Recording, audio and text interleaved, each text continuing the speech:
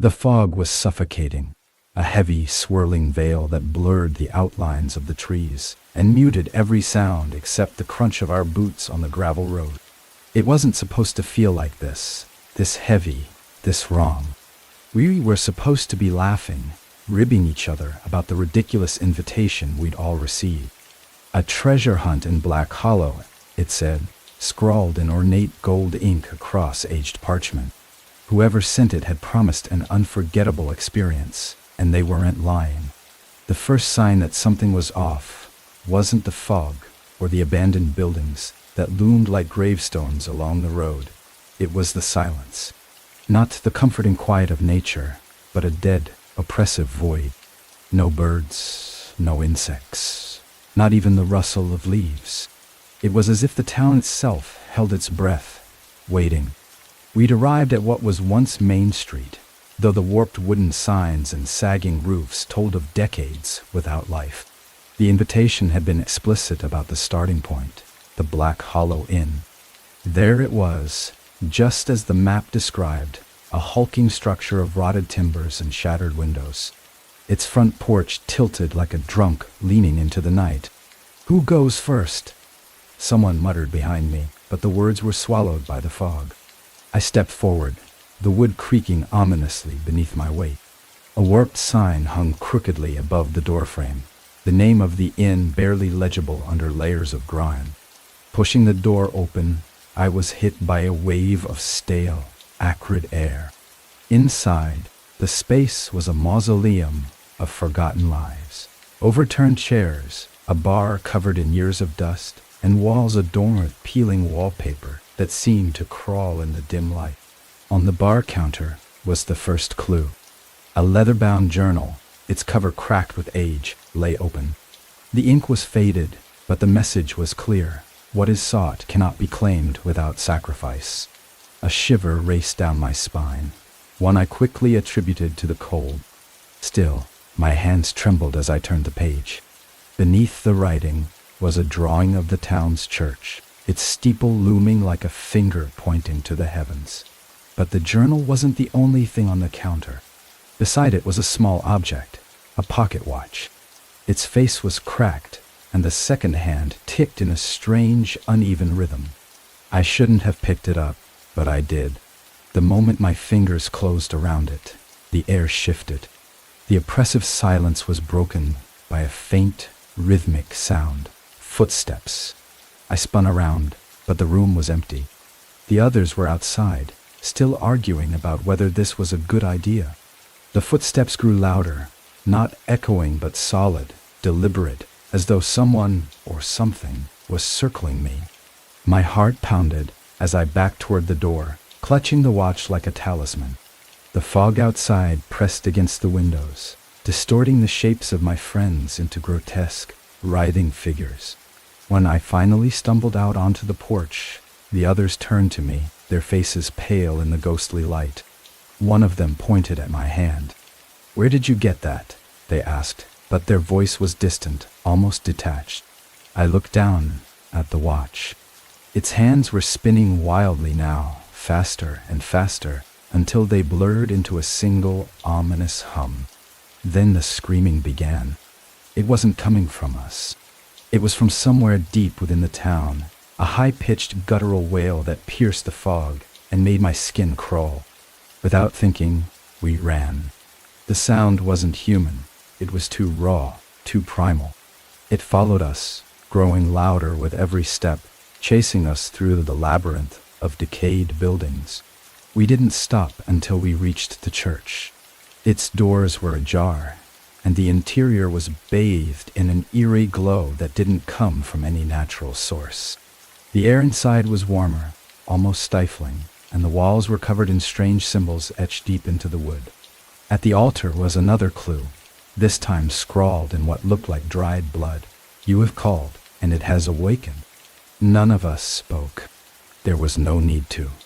The feeling was unanimous. We had made a mistake. Something was here with us, something ancient and angry, and it wasn't going to let us leave. The air grew heavier, thick with the scent of decay. Shadows danced along the walls, though there was no obvious source of light. Then we saw it. A figure, barely more than a silhouette, emerging from the fog outside the church. It moved unnaturally, its limbs jerking with every step. Its face, or what should have been a face, was obscured by a swirling darkness, and its eyes burned like embers in the mist. It didn't speak, didn't make a sound, but we understood its intent. This was no game. The treasure we had come for was never meant to be found. It was a trap, and we were the bait. As the fog crept into the church, we realized too late that the doors had closed behind us. The figure stepped inside, and the last thing I remember was the feeling of my own scream caught in my throat, swallowed by the endless, suffocating silence. The darkness didn't lift, it shifted. That was the only way I could describe it. One moment, I was staring at the figure in the doorway, its burning eyes boring into me, and the next, the world seemed to collapse around us. The walls of the church groaned, their warped timbers bowing inward like ribs closing around a heart.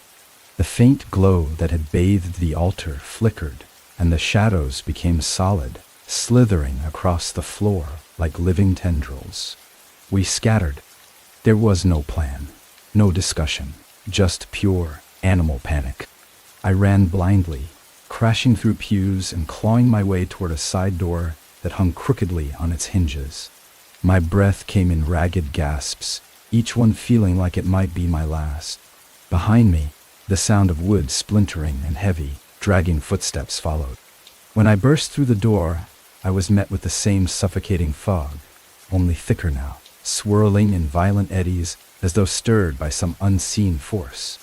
The world outside the church was unrecognizable.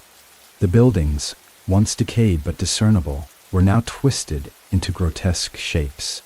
Their outlines blurred and shifted, as if the fog was swallowing them whole. "Here!" a voice hissed, cutting through the haze. I turned toward it, my pulse pounding in my ears. One of the others, Jamie, I think, was waving frantically from a gap between two warped buildings. I stumbled toward them, my legs feeling like lead, and we ducked into the narrow alley just as the footsteps emerged from the church behind us. "What the hell was that?" Jamie whispered, their voice trembling. Their face was pale, their wide eyes darting between me and the fog, as though expecting it to lunge at us.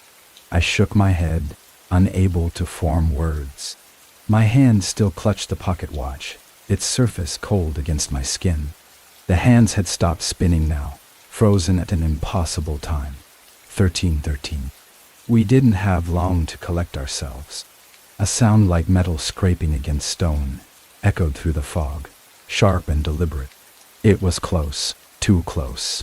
We pressed ourselves against the rough wooden wall of the building, holding our breath as the sound grew louder. I could feel Jamie trembling beside me, their shallow breaths almost louder than the noise.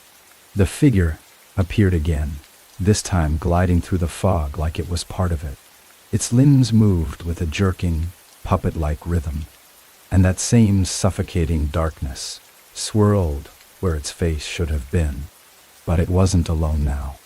Behind it, more shadows emerged, their forms indistinct but unmistakably human. They moved in perfect unison, a silent, haunting procession that sent a fresh wave of terror through me. We had to move. I grabbed Jamie's arm and pulled them toward the other end of the alley, not caring where it led as long as it was away from that thing. The fog seemed to resist us, clinging to our clothes and pulling at our limbs, but we pushed through, desperate and wild-eyed. The alley opened into a courtyard, or at least what should have been one. The ground was uneven, the cobblestones cracked and covered in a slick black substance that reeked of rot. In the center was a fountain, long dry, its basin filled with a pile of objects that glinted faintly in the dim light. Jewelry, coins, watches, they looked like offerings, hastily discarded and forgotten. Jamie hesitated, their gaze fixed on the fountain. "What is this place?" they whispered, their voice barely audible. "It doesn't matter," I hissed, pulling them forward. "We need to keep moving." But as we stepped into the courtyard, the air changed. The oppressive silence was broken by a low, guttural whisper that seemed to come from everywhere at once. It wasn't a voice. It was many, overlapping and indistinct, like the murmurs of a crowd just out of sight. Stay. The word was clear, cutting through the whispers like a blade. Jamie froze, their eyes wide with terror. "Did you hear that?" they asked, their voice barely above a whisper. I nodded, my grip on their arm tightening. The whispers grew louder, more insistent, and the shadows at the edge of the courtyard began to shift. The procession had followed us, their movements slow and deliberate, as though they had all the time in the world. And at their center was the figure, its burning eyes fixed on us. The pocket watch in my hand began to tick again, the sound unnaturally loud in the otherwise silent courtyard. The hands were moving backward now, the ticking growing faster and faster. Jamie's gaze dropped to the watch, their face contorting in fear. "What is that thing?" they whispered. I didn't answer. I couldn't. My focus was on the fountain, on the glinting pile of offerings. There was something about it, something I couldn't explain, that called to me. Without thinking, I moved toward it, my footsteps sluggish as though wading through water. Jamie grabbed my arm, trying to pull me back, but it was no use. The whispers were in my head now, louder and more insistent. "Offer it back." The words weren't my own, but they filled my mind, drowning out everything else. My hand trembled as I reached into my pocket and pulled out the watch. Its ticking was deafening now, each second a hammer blow against my skull. The figure and its shadowy followers drew closer, their movements slow but unrelenting. I didn't know why I was doing it. I didn't understand any of this. But some deep, primal instinct told me that the watch didn't belong to me, that it never should have left the bar. I stepped up to the fountain, my hand shaking as I extended the watch over the basin. The whispers reached a crescendo, a deafening cacophony that made my vision blur. And then, as the watch slipped from my fingers and clattered into the pile of offerings, everything stopped. The fog froze, the air around us heavy and still. The shadows halted their advance, their forms wavering like mirages. For one brief, fleeting moment, I thought it was over, that we'd somehow stopped whatever nightmare we'd stumbled into. But then the fountain began to move. The fountain didn't just move, it pulsed, as if alive. The pile of offerings trembled, shifting and clinking together like bones rattling in a shallow grave. My heart pounded in my chest as I stumbled back, pulling Jamie with me. The whispers that had consumed the air moments ago were gone, replaced by a suffocating silence that somehow felt even worse. And then came the sound. A deep, resonant groan that vibrated through the ground as though the earth itself was in pain. The black substance coating the fountain began to bubble, thick and viscous, releasing a foul stench that turned my stomach. I didn't look away as it spilled over the edges, spreading across the courtyard like a living thing. Every instinct screamed at me to run, but my legs felt rooted in place. Jamie's voice broke through the haze. "We have to get out of here," they said, their tone barely above a whisper, but sharp with panic. I nodded, forcing myself to move, but before we could take more than a few steps, the black substance surged forward, cutting off our path. It was alive. It had to be. The way it moved, slithering and coiling like it had purpose, made my skin crawl. The figures that had followed us into the courtyard, those shadowy, unearthly shapes, stopped at its edge. They didn't cross it, didn't even try. They just stood there, their forms flickering like dying flames, watching us with an unnatural stillness. The groaning sound grew louder, rising in pitch until it became a low, grinding roar. The pile of offerings in the fountain began to sink, dragged downward by some unseen force. One by one, the objects vanished into the blackness, and with each disappearance, the air grew colder. My breath came out in white puffs, the chill seeping into my bones. Then it rose. At first, I thought it was another figure, a person or some grotesque mimicry of one. But as it pulled itself free from the fountain, I realized it was far worse. Its form was amorphous, constantly shifting, as if it couldn't decide what shape to take. Limbs appeared and disappeared, stretching and contorting in impossible ways. Its surface was a writhing mass of black and gray, like smoke trapped in tar, and where a face should have been was only an endless void. The thing towered over us, its presence filling the courtyard with an oppressive weight. My lungs burned as I struggled to breathe, as though the air itself had turned against us. Jamie gripped my arm tightly, their nails digging into my skin, but I barely felt it. My entire focus was on the creature, on the way it seemed to study us, tilting its featureless head like it was curious. And then it spoke. The voice wasn't a sound. It was a sensation, a vibration that rippled through my body, shaking me to my core. It wasn't words, not exactly, but I understood it all the same. It wasn't asking, it was commanding. Stay. The command reverberated in my skull, drowning out everything else. My legs buckled, and I fell to my knees, the cold stone biting through my clothes. Beside me, Jamie let out a strangled cry, their hands clutching at their head as though trying to block out the voice. The creature moved closer, its form shifting with every step. The black substance trailed behind it like a shadow, spreading out to consume the courtyard. The figures at the edge remained motionless, their flickering forms becoming fainter, as if the thing's presence was draining what little substance they had left. My hand brushed against something cold and hard on the ground. Without thinking, I grabbed it. It was one of the discarded offerings, a silver locket tarnished with age. My fingers closed around it, and a sudden jolt shot through me, a searing pain that left me gasping. Images flashed in my mind, fractured, incoherent glimpses of a place I didn't recognize. A circle of stones, a fire burning bright against the night, and something else, something watching. The images faded as quickly as they came, leaving me disoriented. But the locket was still in my hand, and though it felt impossibly heavy, I couldn't bring myself to let it go. The creature loomed over me now, its amorphous form stretching impossibly high. The void where its face should have been seemed to pull at me, drawing me in. Somewhere behind me, Jamie screamed.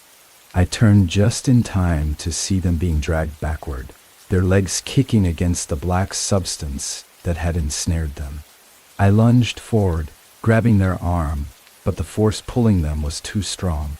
The tar-like tendrils coiled around their body, twisting and tightening as they were pulled toward the fountain. "Help me!" they cried, their voice raw with terror. I held on as tightly as I could, but the substance burned where it touched me, searing through my skin. My vision blurred as tears filled my eyes, the pain overwhelming.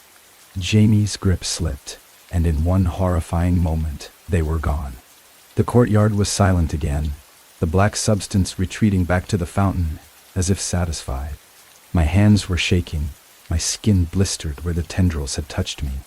The locket in my palm felt heavier than ever, its presence both comforting and suffocating. I was alone now, alone with the creature that still loomed over me, its void-like face staring down as though it could see into the deepest corners of my soul.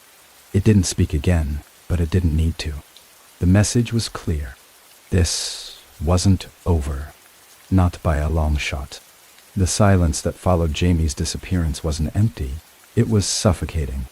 My hands throbbed where the black substance had burned me, but the pain barely registered compared to the overwhelming sense of dread that seeped into my every thought. My breathing was shallow, each inhale feeling like it scraped against my ribs, and the locket in my hand grew colder, as if feeding off the despair tightening around me. The creature had retreated, or maybe it had never truly been there. Its form dissolved into the fog, leaving the courtyard barren and lifeless. The fountain, too, had gone still, the black tar receding back into the cracked stone. But its absence wasn't a comfort. It was a warning. I had to move.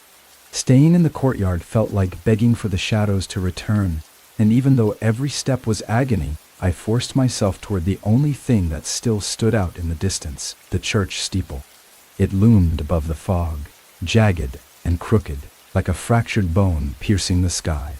My legs carried me forward on instinct, though each step felt heavier than the last, as if the ground itself was pulling me down.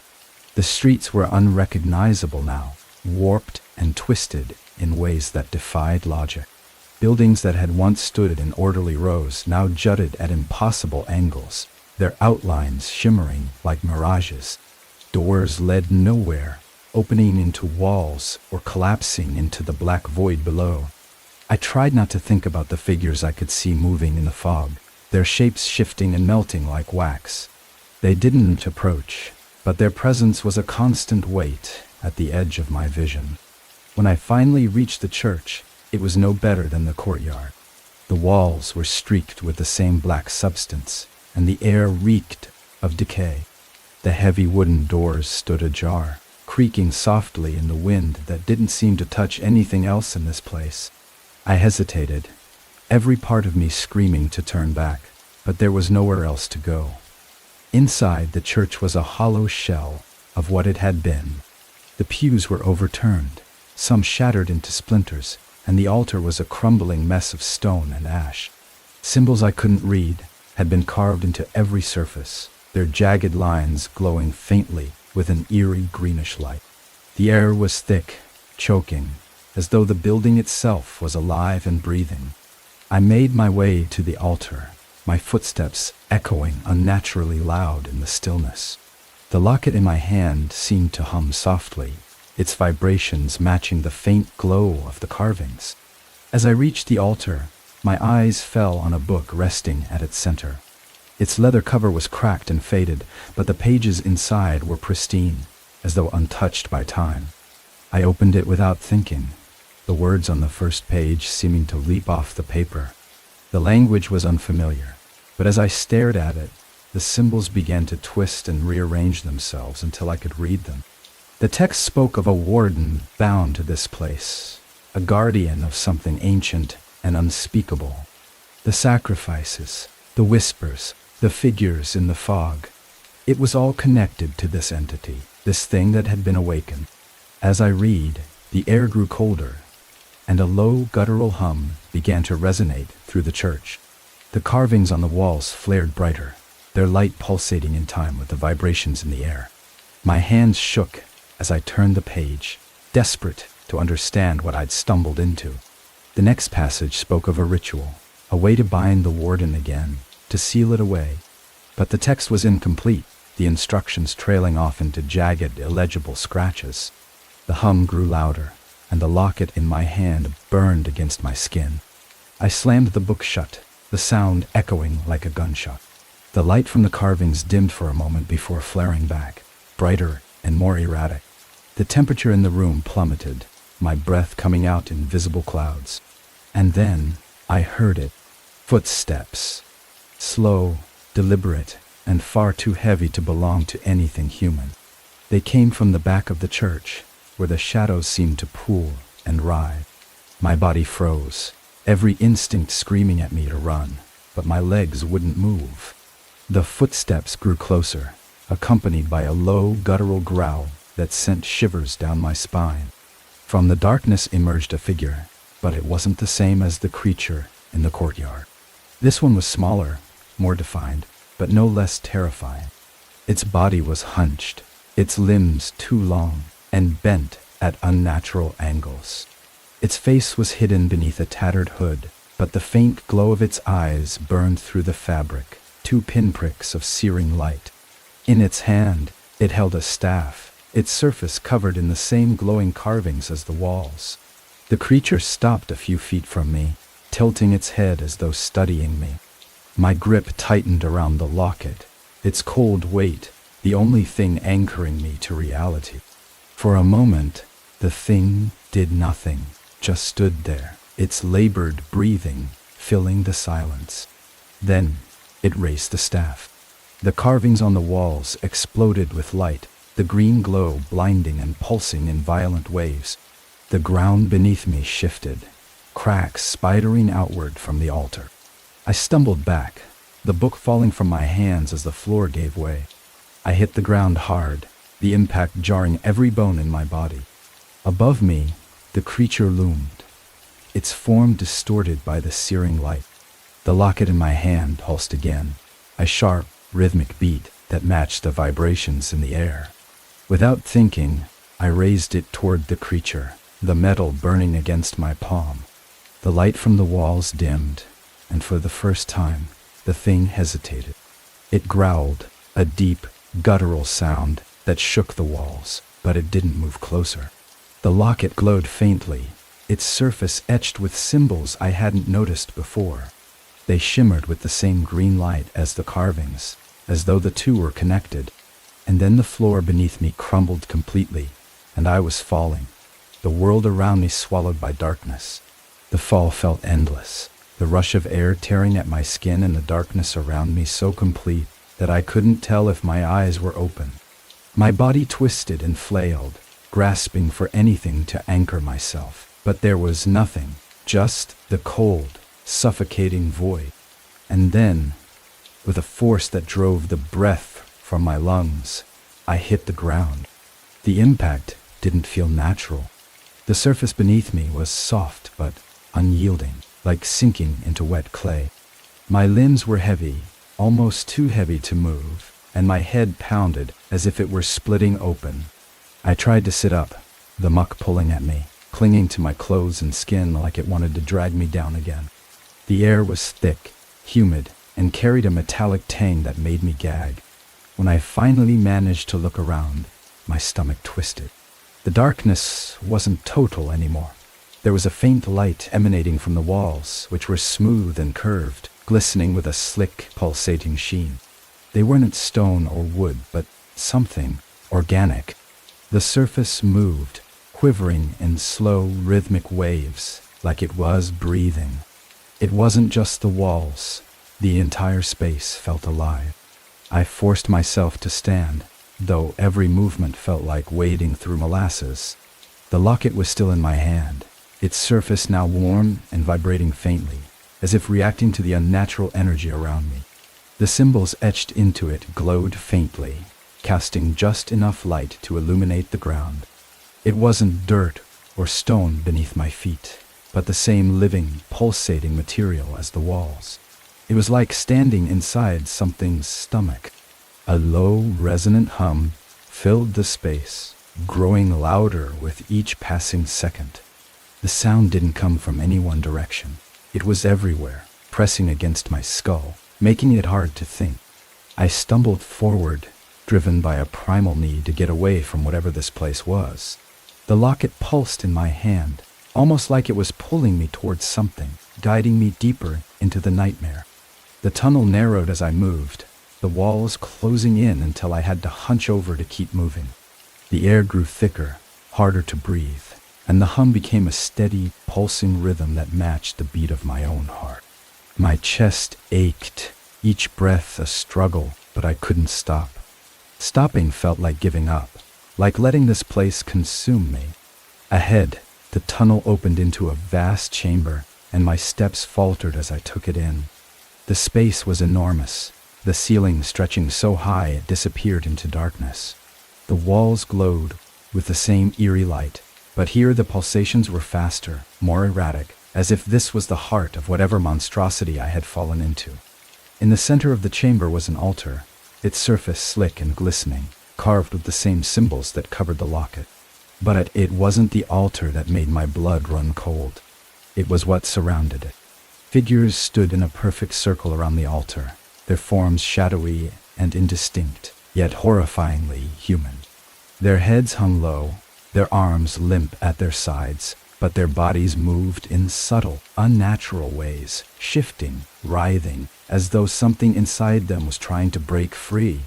The hum in the air seemed to emanate from them, their movements perfectly synchronized with the pulsing rhythm. I stepped closer, compelled by something I couldn't name. The locket in my hand grew hotter, its glow brighter, and as I approached, one of the figures lifted its head. Its face, or what was left of it, was a ruin. The skin was stretched too tight over its skull, the features distorted and melted, like wax left too close to a flame. Its eyes were hollow sockets, but I felt its gaze pierce through me all the same. The figure took a step forward, and then another, its movements jerky and disjointed. I stumbled back, my instincts screaming to run, but before I could move, the others lifted their heads in unison. Their empty eyes turned toward me, and as one, they began to move. The locket's pulsing became frantic, almost painful, and I realized it was vibrating in time with the figure's steps. It wasn't just reacting, it was connected to them. Desperate, I looked around the chamber for any way out, but there was nowhere to go. The tunnel I'd come through had sealed itself, the walls now smooth and impenetrable. The first figure reached me, its skeletal hand outstretched, and I lashed out instinctively. The locket clutched like a weapon. When it made contact, there was a flash of light so bright it seared my vision. The figure let out a guttural scream, its body convulsing violently before collapsing into a heap of ash. The light from the locket faded, but its heat remained, burning against my palm. The others didn't stop. They closed in, their movements faster now, more frenzied. I swung the locket again, its light cutting through the nearest figure and reducing it to dust. But for every one I destroyed, two more seemed to rise in its place, emerging from the shadows that writhed at the edges of the chamber. I was outnumbered, and I knew it. My arms ached, my breaths coming in short, desperate gasps. The locket's light flickered, its energy waning, and the figures pressed closer, their hollow eyes filled with an unnatural hunger. My vision blurred, and I stumbled back against the altar, the cold, slick surface sending a shiver down my spine. As the figures closed in, the pulsing hum in the air reached a deafening crescendo.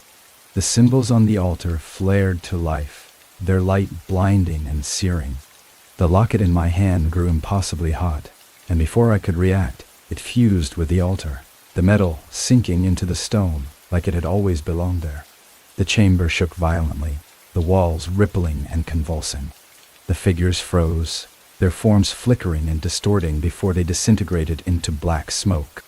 The pulsing hum became a roar, a deafening sound that drowned out everything else as the light from the altar consumed the chamber. And then, just as suddenly as it had begun, it stopped. The light vanished, the hum silenced, and I was left standing alone in the dark.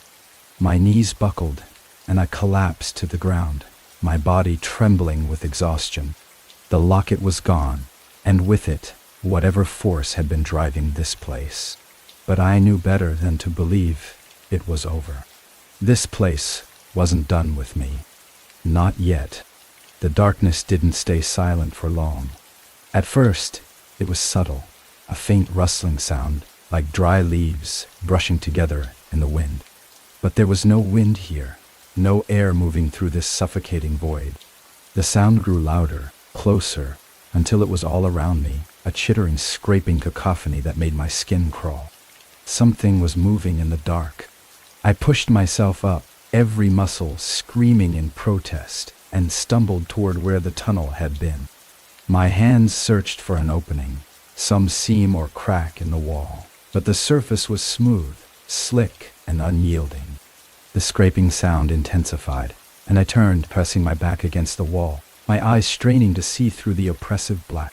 Then the faintest glow appeared in the distance, an ember-red pinprick of light growing brighter with each passing second. It moved toward me, accompanied by the sound of something massive dragging itself across the ground. My breath caught in my throat as the light grew closer, revealing the thing behind it. It wasn't a figure this time. It was a mass, a writhing, pulsating thing that defied description. Its surface shifted constantly, forming and dissolving shapes too fast to comprehend. Limbs, faces, mouths, dozens of them, emerged and vanished, a grotesque mockery of life.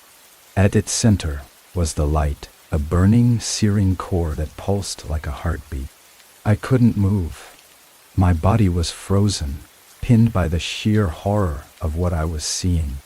The thing oozed closer, its shifting form filling the chamber with an overwhelming sense of wrongness. My chest tightened, and I realized I wasn't just paralyzed by fear. The air itself was changing, growing thicker, heavier, as though it was being pulled toward the creature. The altar behind me began to hum again, a low, resonant vibration that cut through the oppressive silence. The symbols carved into its surface glowed faintly, their light flickering like a dying flame. The creature hesitated, its shifting form rippling, as if in response to the light. For a moment, I thought it might retreat. Then it roared. The sound was indescribable, a deafening, guttural scream that reverberated through my entire body. The walls of the chamber trembled, the organic material, rippling and splitting, opened to reveal jagged, gaping mouths that echoed the creature's cry. The altar flared brighter, and the symbols began to shift, their lines twisting and rearranging themselves into new, more complex patterns. The light from the altar grew stronger, pushing back the suffocating darkness. The creature writhed, its form fracturing and splitting apart, only to reform again. The air around it shimmered with heat, and the ground beneath it cracked and buckled as it advanced. I stumbled away from the altar, my instinct screaming that I couldn't stay here, that whatever this was would consume everything in its path. But there was nowhere to go. The altar's glow reached a fever pitch, the symbols blazing with an intensity that made my eyes water. The creature let out another roar, this one filled with rage, and surged forward. Its form collided with the light, and for a moment, the chamber was filled with blinding radiance. When my vision cleared, the creature was still there, but it was smaller now, its form trembling and unstable. The light from the altar was weakening, its once brilliant glow flickering like a candle in a storm. I could feel the shift in the air, the balance tipping back in the creature's favor. If I didn't do something, it would overwhelm the altar completely. My eyes fell on the book, still lying where it had fallen on the ground. Its pages fluttered as if caught in an invisible wind, the symbols within glowing faintly in time with the altar's light. I didn't know what I was doing, but I grabbed the book and flipped through the pages, searching for something, anything that could stop this. The symbols on one page caught my attention, their shapes matching the ones on the altar. The text was incomprehensible, but the locket's absence left an ache in my palm, a reminder of its connection to the altar.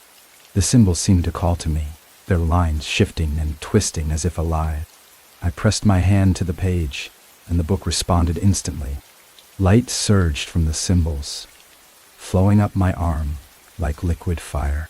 The pain was unbearable, but I didn't pull away. The altar reacted, its glow flaring brighter, the symbols on its surface mirroring the ones in the book. The connection was complete. The creature screamed, its form collapsing in on itself as the light enveloped it. The ground beneath it split open, a chasm of searing light swallowing its mass. The chamber trembled violently, and I fell to my knees, the book still clutched in my hands. The symbols burned brighter, their energy coursing through me, threatening to tear me apart. With one final deafening roar, the creature was gone, its form consumed by the light. The chamber fell silent, the tremors ceasing as the altar's glow began to fade. The book in my hands grew cold, its symbols dimming until they were nothing more than faint etchings on the page. I was alone again, but the silence didn't feel like relief. It felt like the calm before a storm. The locket was gone, the creature defeated, but the book remained, its pages filled with secrets I couldn't begin to comprehend. And the faint hum that lingered in the air told me that this wasn't an ending. It was a beginning. The silence was heavy, pressing against my ears like a weight I couldn't shake. The glow from the altar had faded entirely now, leaving me in near darkness, illuminated only by the faint phosphorescence that still pulsed faintly on the walls. My body was wrecked, every muscle screamed in pain, and my hands were shaking uncontrollably as I clutched the book to my chest. Its surface was cool now, the symbols inert, but I could still feel something alive in its weight. I didn't trust it. I wanted to throw it away, bury it, leave it behind. But some deep, primal instinct told me it was the only reason I was still breathing. The faint hum that had lingered in the chamber was still there, but softer now, like a warning whispered just beneath the edge of hearing. The air was still thick, dense with the residue of whatever had been unleashed here. The walls quivered faintly, as though they too had witnessed the impossible. Forcing myself to my feet was a battle. My legs felt like they belonged to someone else, and my head spun with vertigo as I staggered toward the far side of the chamber. The ground underfoot was soft, slick, and it seemed to give with each step, but I pushed forward. I had to get out. The walls began to shift again as I moved, forming another passageway, this one narrow and jagged. The faint light from the walls barely lit the path ahead, and shadows danced and flickered in ways that didn't make sense. I didn't think about where I was going. There was no destination, only the desperate need to get away from whatever this place had been. The tunnel twisted, spiraling downward. My breaths came in short, shallow bursts, and the air grew colder with each step. The book in my arms felt heavier now, as though it was dragging me down, but I couldn't let it go. I didn't dare. My mind raced with fragments of memories. Jamie's scream, the locket burning in my hand, the altar's searing light. It all felt distant now, like a dream I was waking from but couldn't escape. The tunnel opened into a smaller chamber, this one eerily quiet. There was no glow here, no flicker of movement. It was dead, a hollow void that seemed untouched by whatever life had thrummed through the previous space. At its center stood a single object, a mirror. It was tall, its frame ornate and covered in the same symbols that had adorned the altar and the book. The glass was dark, reflecting nothing, despite the faint light spilling in from the tunnel behind me. My steps faltered as I approached, every instinct screaming at me to turn back, but the pull was undeniable. When I reached the mirror, I hesitated. The air around it felt colder, sharper, and the hum I had heard before was louder here, though still faint and distant, like the sound of blood rushing in my ears. I raised a trembling hand and touched the glass. It wasn't cold or smooth like I expected. It was warm, almost soft, and my fingers sank slightly into its surface. The moment I made contact, the hum grew louder, vibrating through my entire body. The glass rippled like water, and before I could pull away, it began to change. The reflection that formed wasn't mine. It wasn't anyone's. It was a void, a swirling mass of darkness that seemed alive, shifting and writhing as though it was trying to escape. And then, from the center of the void, a shape began to emerge. At first, it was nothing more than a shadow, indistinct and formless. But as it moved closer to the surface, it became clearer. A face, or something that resembled one, pressed against the other side of the glass. Its features were twisted, unnatural, with eyes that burned like dying embers, and a mouth that stretched too wide, filled with jagged, uneven teeth. It didn't move, but I felt its intent. It was watching me, studying me, and the longer I looked, the more I felt something inside me unraveling. My grip on the book tightened and I stumbled back, but the thing in the mirror didn't vanish. It stayed there, its burning eyes locked on mine. And then it spoke. Its voice wasn't a sound, it was a sensation, a vibration that pulsed through my skull, filling my head with words I didn't understand, but somehow knew. It wasn't offering me a choice. It was a demand. Release it. The book grew heavier in my hands, the symbols on its cover flickering faintly as though trying to resist. I shook my head, clutching it tighter, but the voice grew louder, its vibrations more insistent. The mirror rippled again, and the thing inside pressed closer, its shadowy form straining against the glass. The walls of the chamber trembled, the hum growing louder until it was deafening. Cracks began to form in the glass, spiderwebbing outward from the thing's face. Light poured from the cracks, searing and blinding, and the ground beneath me split open, sending me sprawling.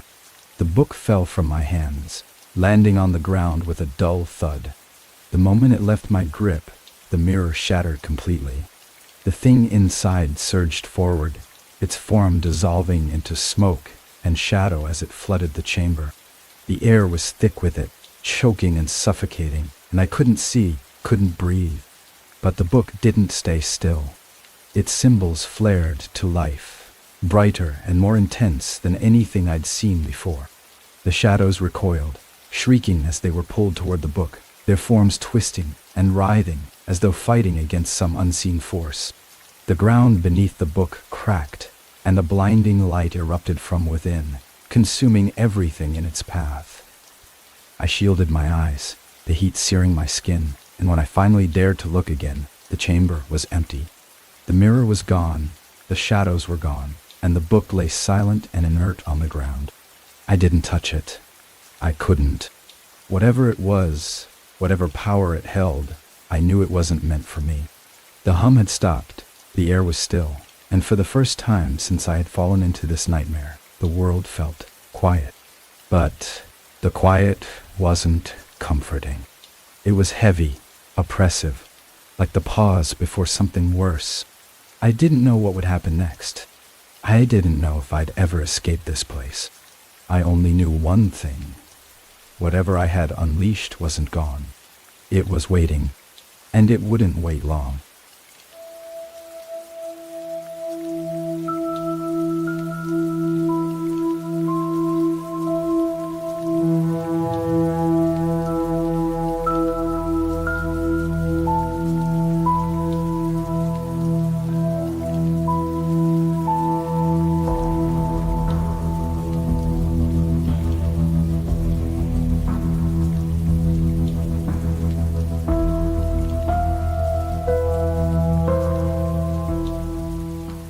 The air was heavy, damp with the kind of humidity that clung to your skin and made it hard to breathe. The forest surrounding the library was unnaturally still, its silence more oppressive than peaceful. No rustle of leaves, no chirping of insects, just an unsettling quiet that made every step sound too loud, every breath feel intrusive. The others were close behind me, their movements cautious, hesitant, as though they too could sense that crossing the threshold of this place would change something fundamental. The library rose before us, its silhouette towering against the backdrop of a pale gray sky. The building didn't belong here. It looked like it had been uprooted from some ancient city and dropped in the middle of this forest. Its stone walls were streaked with moss and grime, its arched windows shrouded in thick layers of dust. Despite its age, the structure exuded a strange vitality, as though the earth itself had grown around it to keep it standing.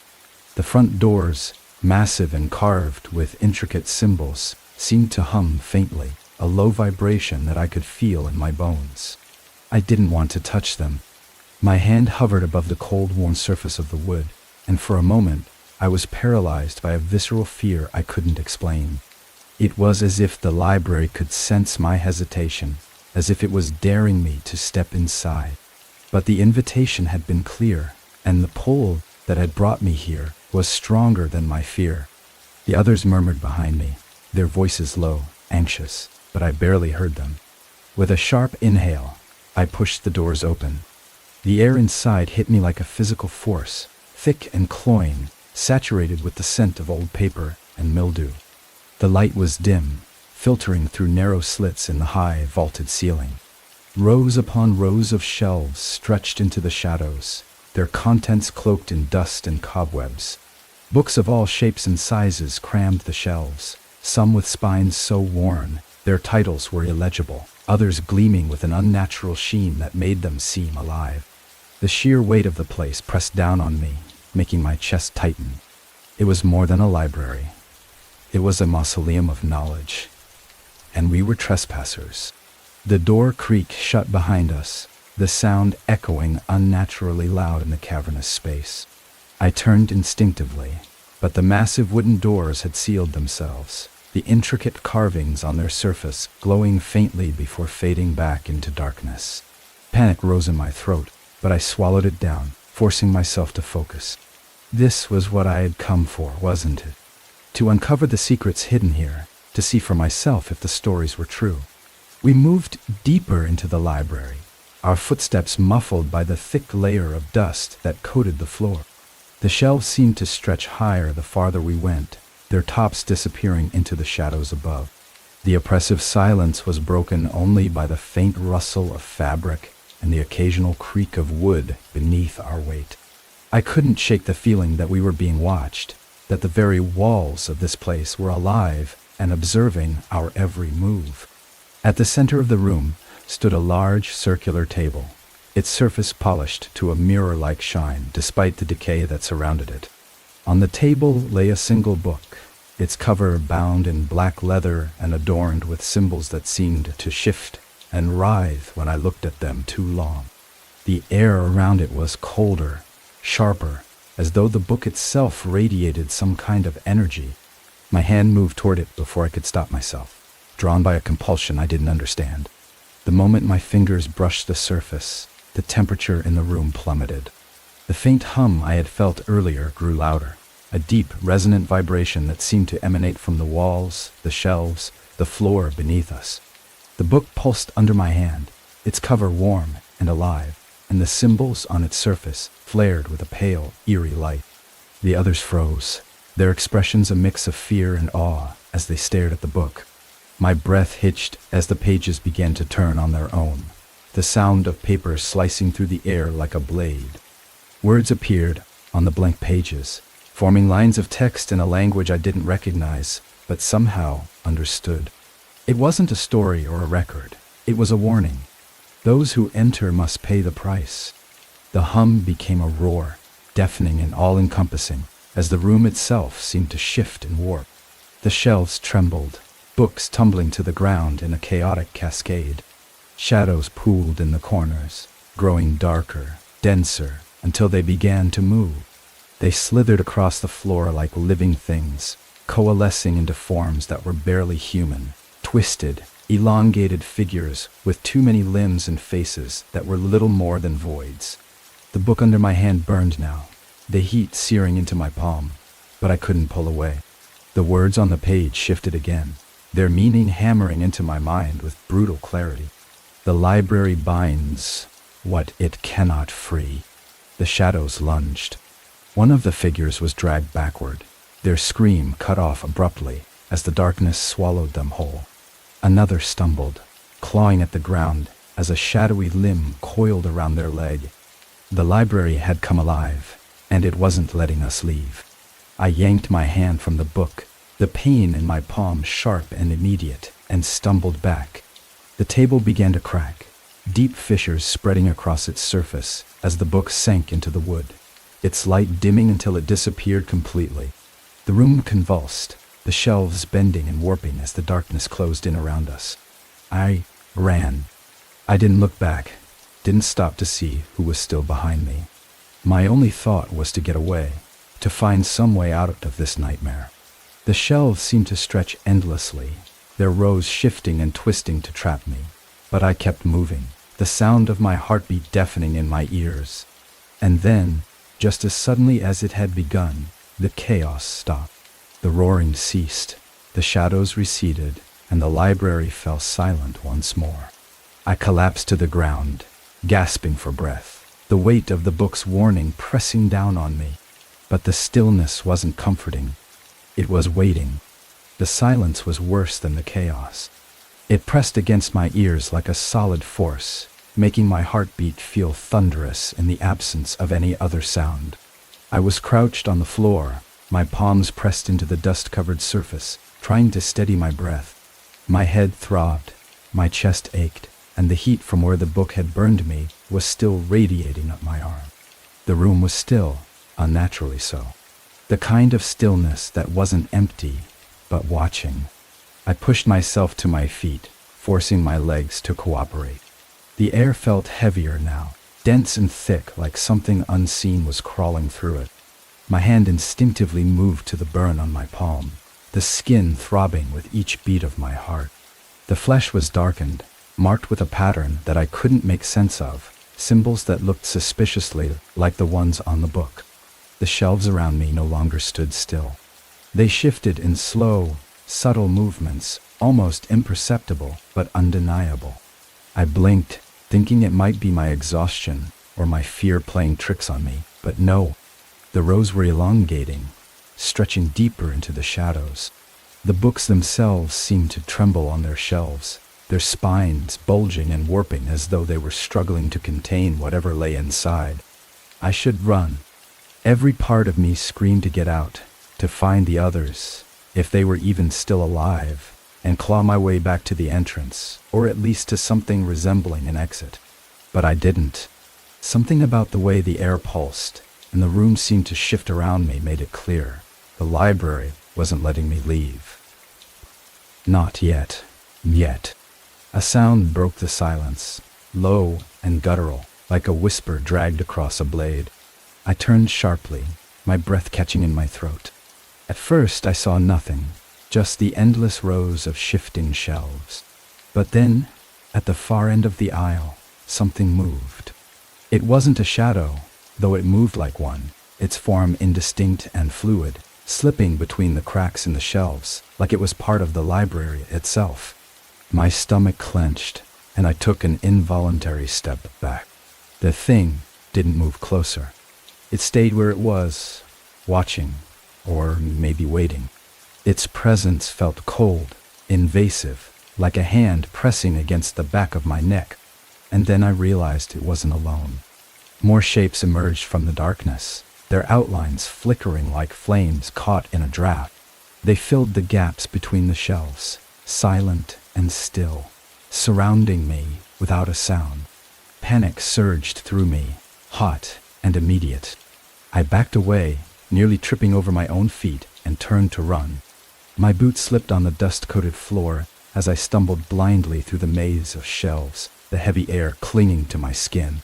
The shadows didn't follow, not yet, but their presence lingered, an invisible weight pressing against my back. I didn't know where I was going. The shelves stretched endlessly in every direction, twisting and turning like a labyrinth designed to keep me lost. The walls seemed farther away now, their edges dissolving into the shadows. The air grew colder with each step, my breath visible in faint puffs of white. Then I saw it, a faint light in the distance, flickering like a candle flame. It wasn't bright, barely more than a pinprick in the darkness, but it was enough to draw me forward. I moved toward it, my steps quick and uneven, desperate for anything that felt like a direction. The light grew brighter as I approached, resolving into the faint outline of a doorway at the end of the aisle. The door was unlike the rest of the library. Its frame was made of dark, polished wood, and its surface was etched with the same shifting symbols that had marked the book. The glow came from a crack beneath the door, pale and flickering like firelight. I hesitated, my hand hovering over the handle. Every instinct screamed at me to turn back, to find another way, but I knew there was no point. The library wasn't giving me a choice. The handle was cold under my fingers, and when I pushed the door open, the light inside flared brighter, forcing me to shield my eyes. The room beyond wasn't what I expected.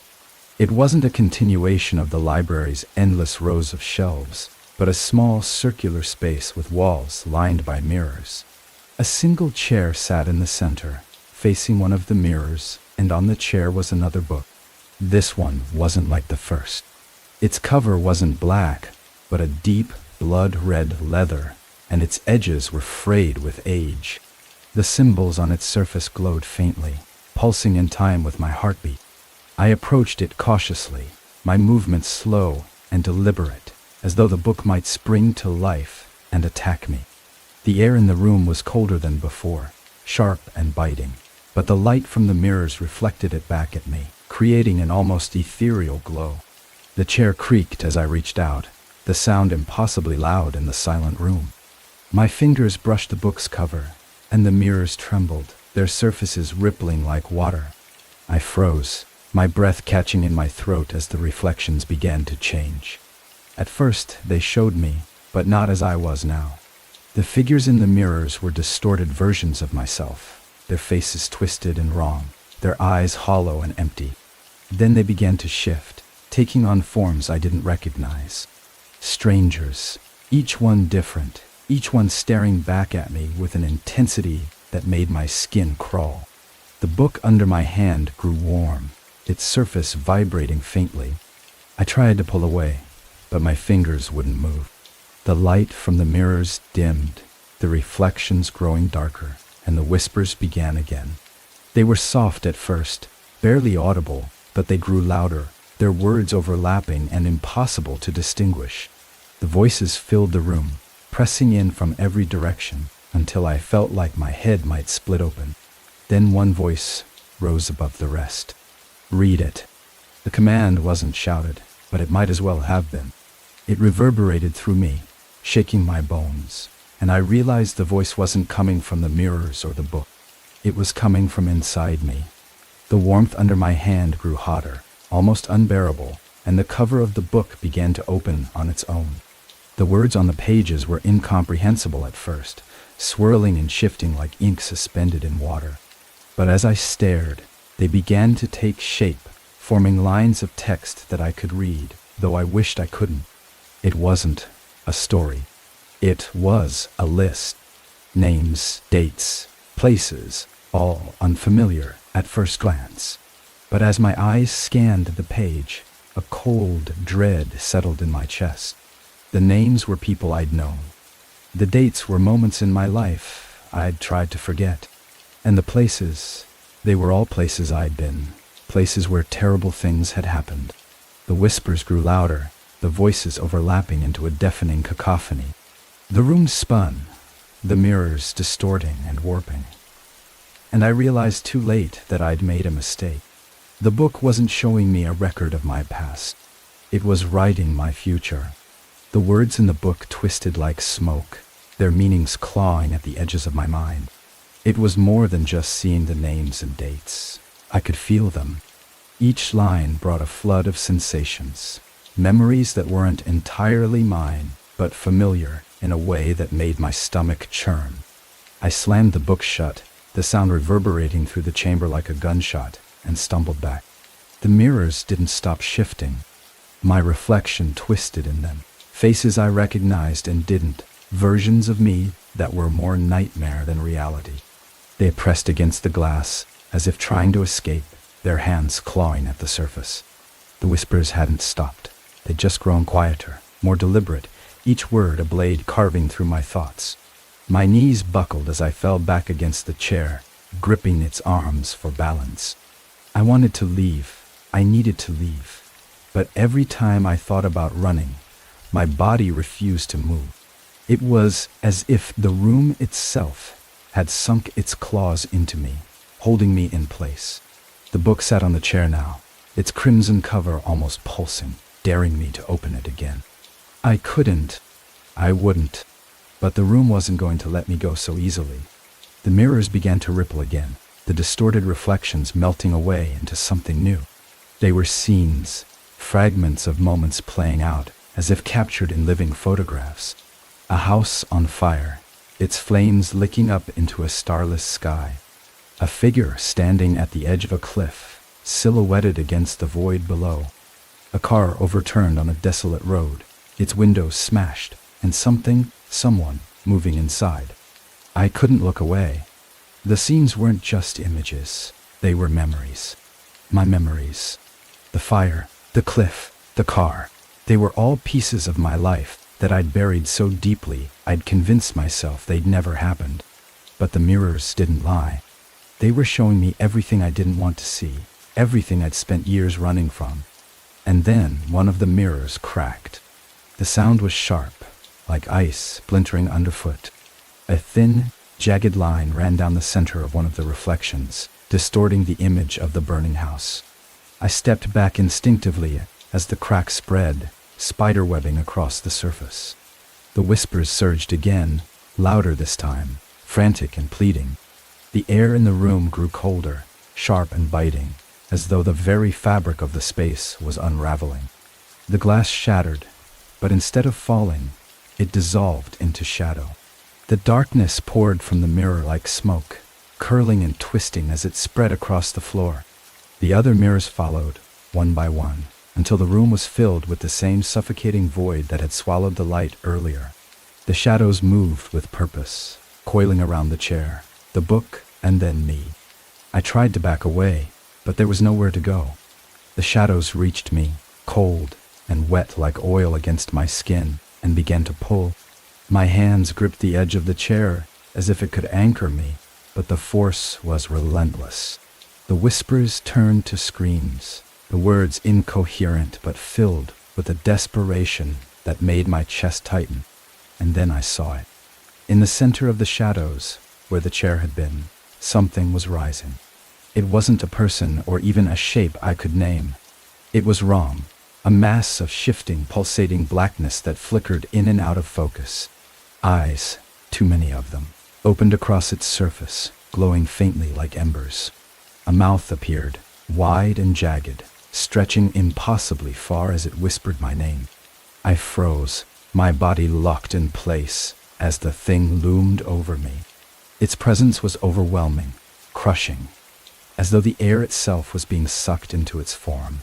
The book lifted from the chair, floating in the center of the mass, its pages flipping wildly as if caught in a storm. The thing's eyes focused on me, all of them burning with a hunger that made my blood run cold.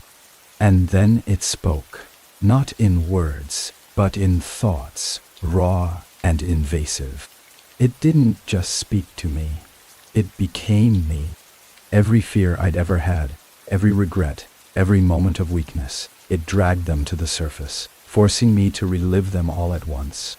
My screams were swallowed by the darkness, my voice nothing more than a whisper against the roar of its presence. The book stopped flipping. Its pages froze on an image, a drawing, rough and hastily sketched, but unmistakable. It was me.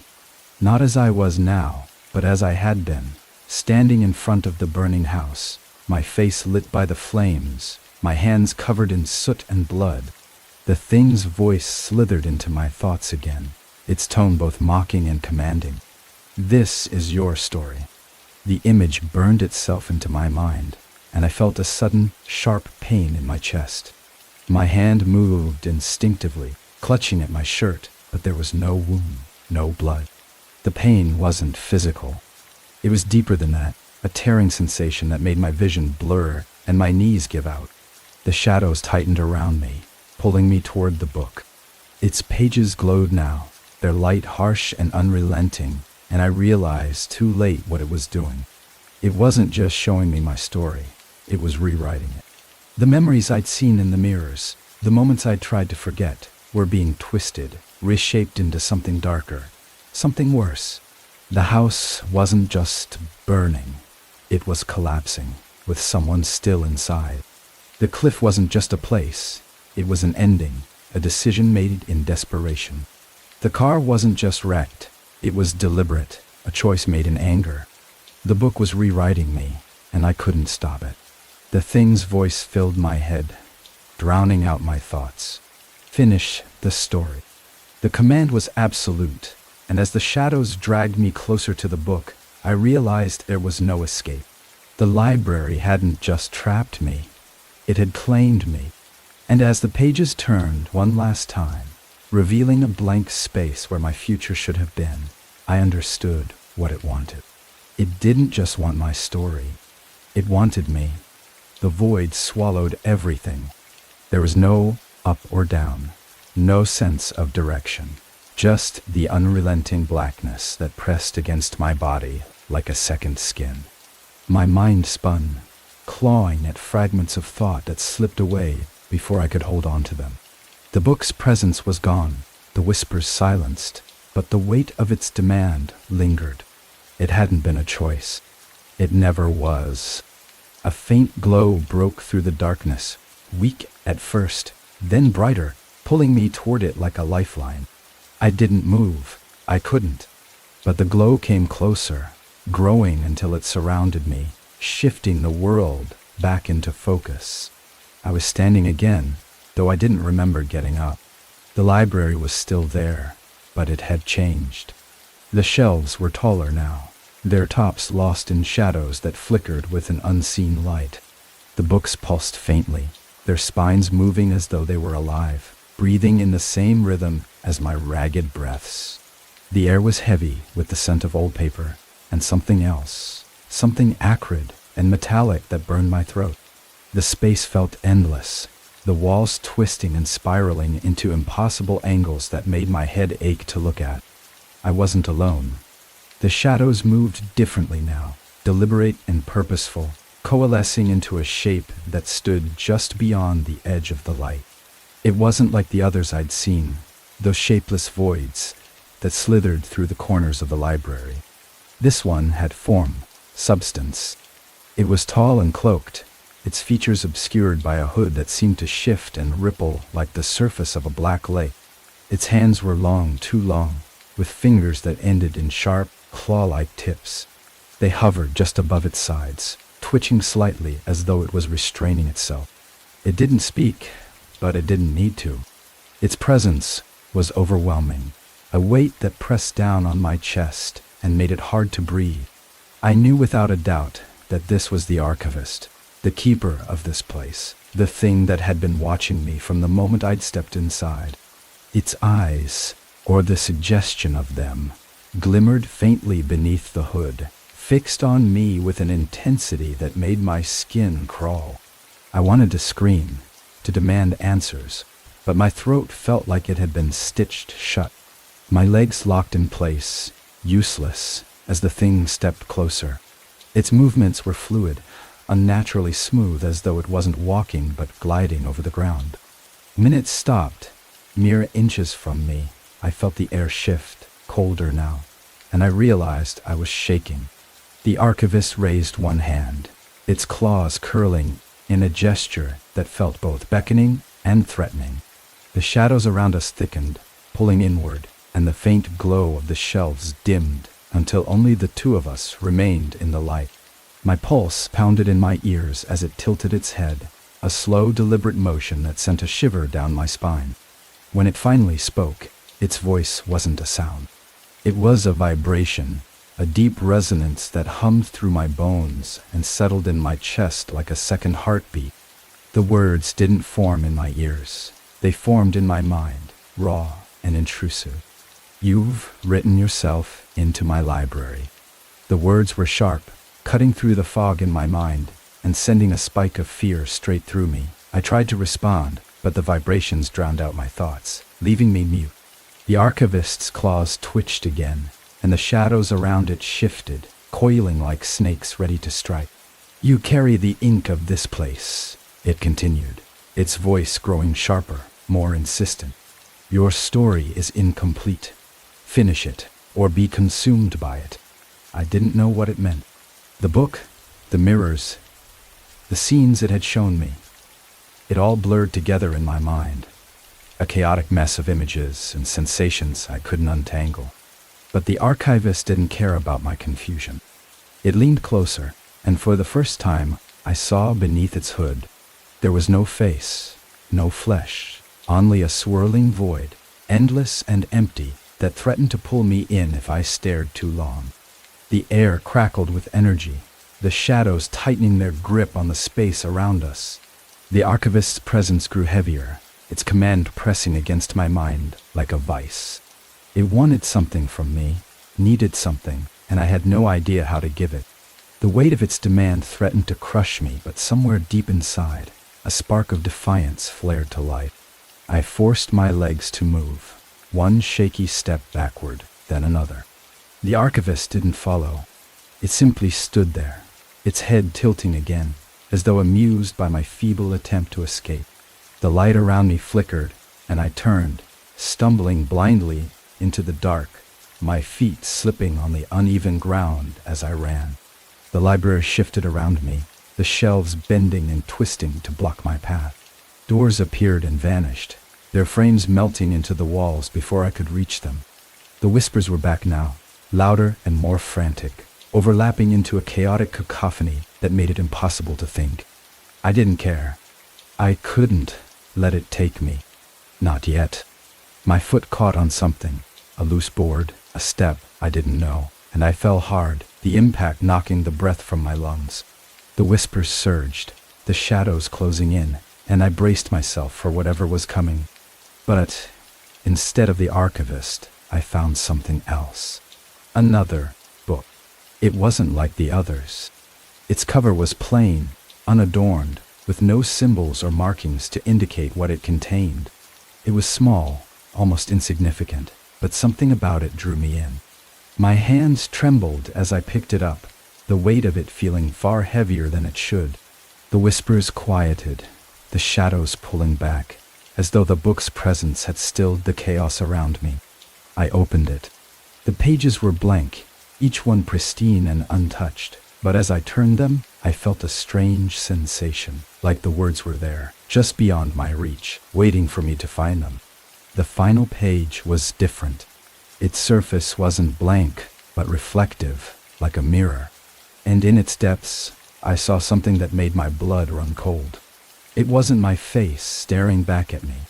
It was the archivist's, and it was smiling. The archivist's grin wasn't a thing of flesh or bone. It was a distortion, a ripple across the reflective surface of the page. The smile was too wide, too jagged, like the warped curve of something trying to mimic human expression. I wanted to close the book, to throw it away and run, but my hands wouldn't obey. They stayed frozen, clutching the edges of the book as though it was the only thing keeping me tethered to reality. The reflection in the page began to move. The archivist's face grew larger, its void-like eyes locking onto mine, pulling me into the glossy surface. The shadows around me thickened, pressing against my skin, cold and damp like oil. My breath came in shallow gasps, my chest tightening as the air in the library seemed to grow thinner. The grin widened, stretching impossibly far, and the world tilted around me. The book dragged me forward, not physically, but through something deeper. My vision blurred, colors and shapes bleeding together, until I was no longer in the library, but somewhere else. Somewhere worse. The ground beneath me was soft, yielding, like the surface of a dying creature.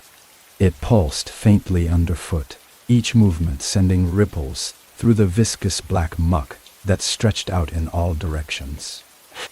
The air was thick with the smell of decay, cloying and metallic, and the sky above was a swirling mass of gray and black, with no stars or moon to anchor it. I wasn't alone. Shapes moved in the distance, shifting and melting into the horizon. They were faceless, their forms elongated and unnatural, their movements erratic like marionettes on invisible strings. They didn't come closer, but their presence was enough to make my skin crawl. I could feel them watching, their gaze heavy and invasive, digging into the corners of my mind, where fear was the sharpest. In the center of the expanse stood a tower, impossibly tall and jagged, its surface glistening like wet stone. It was alive, of that I was certain. Its walls shifted, bulging and contracting as though it were breathing. I didn't want to go near it, but the ground beneath me shifted, pulling me forward with every hesitant step. My body moved as though possessed, each step heavier than the last, my legs dragging through the muck as the tower loomed closer. At its base was a door, its surface etched with symbols I couldn't read but felt in my bones. The carvings pulsed faintly, their light synchronized with the rhythmic pounding in my chest. The book in my hands was glowing now, its blank pages filling with jagged, blood-red script that shifted too quickly for me to read. The words bled across the paper, dripping onto the ground and vanishing into the muck. The door opened without a sound. Inside was darkness, deeper and more oppressive than anything I'd felt before. It wasn't the absence of light, it was a presence, alive and hungry, reaching out to swallow everything in its path. I didn't want to go inside. Every instinct screamed at me to turn back, to find another way, but the pull was relentless. The shadows coiled around my ankles, dragging me forward, and before I could resist, the darkness consumed me. The inside of the tower wasn't a space, it was a memory. Or maybe it was hundreds of memories, all layered on top of one another, their edges blurring together in a chaotic mess. I saw flashes of faces, some familiar, others foreign. Voices whispered in my ears, fragmented and frantic, their words overlapping into an incomprehensible roar. The walls were lined with shelves, but instead of books, they held objects, each one vibrating faintly with the same pulsing energy that filled the air. I moved toward one of the shelves, my steps slow and hesitant. The object closest to me was a photograph, its edges charred and curling as though it had been pulled from a fire. The image was blurry, but I recognized the scene immediately. A house, its windows shattered, its roof caving in under the weight of flames. My stomach twisted as the memory surfaced, raw and visceral. I didn't need to touch the photograph to know what it would show. My hand clutching a match, the flames already licking at the edges of my reality. The shelf beside it held a mirror, small and cracked, its surface smeared with something dark. When I looked into it, my reflection wasn't my own. It was older, gaunter, with eyes that burned like embers and skin stretched too tight over sharp bones. The reflection moved on its own, its lips curling into a sneer as it mouthed something I couldn't hear. The mirror trembled, and cracks spread across its surface, the glass splintering into a web of fractures before shattering completely. The roar of the voices grew louder, and the walls began to tremble. The objects on the shelves rattled, their vibrations growing more violent, until they began to fall, one by one, crashing to the ground in a cacophony of sound.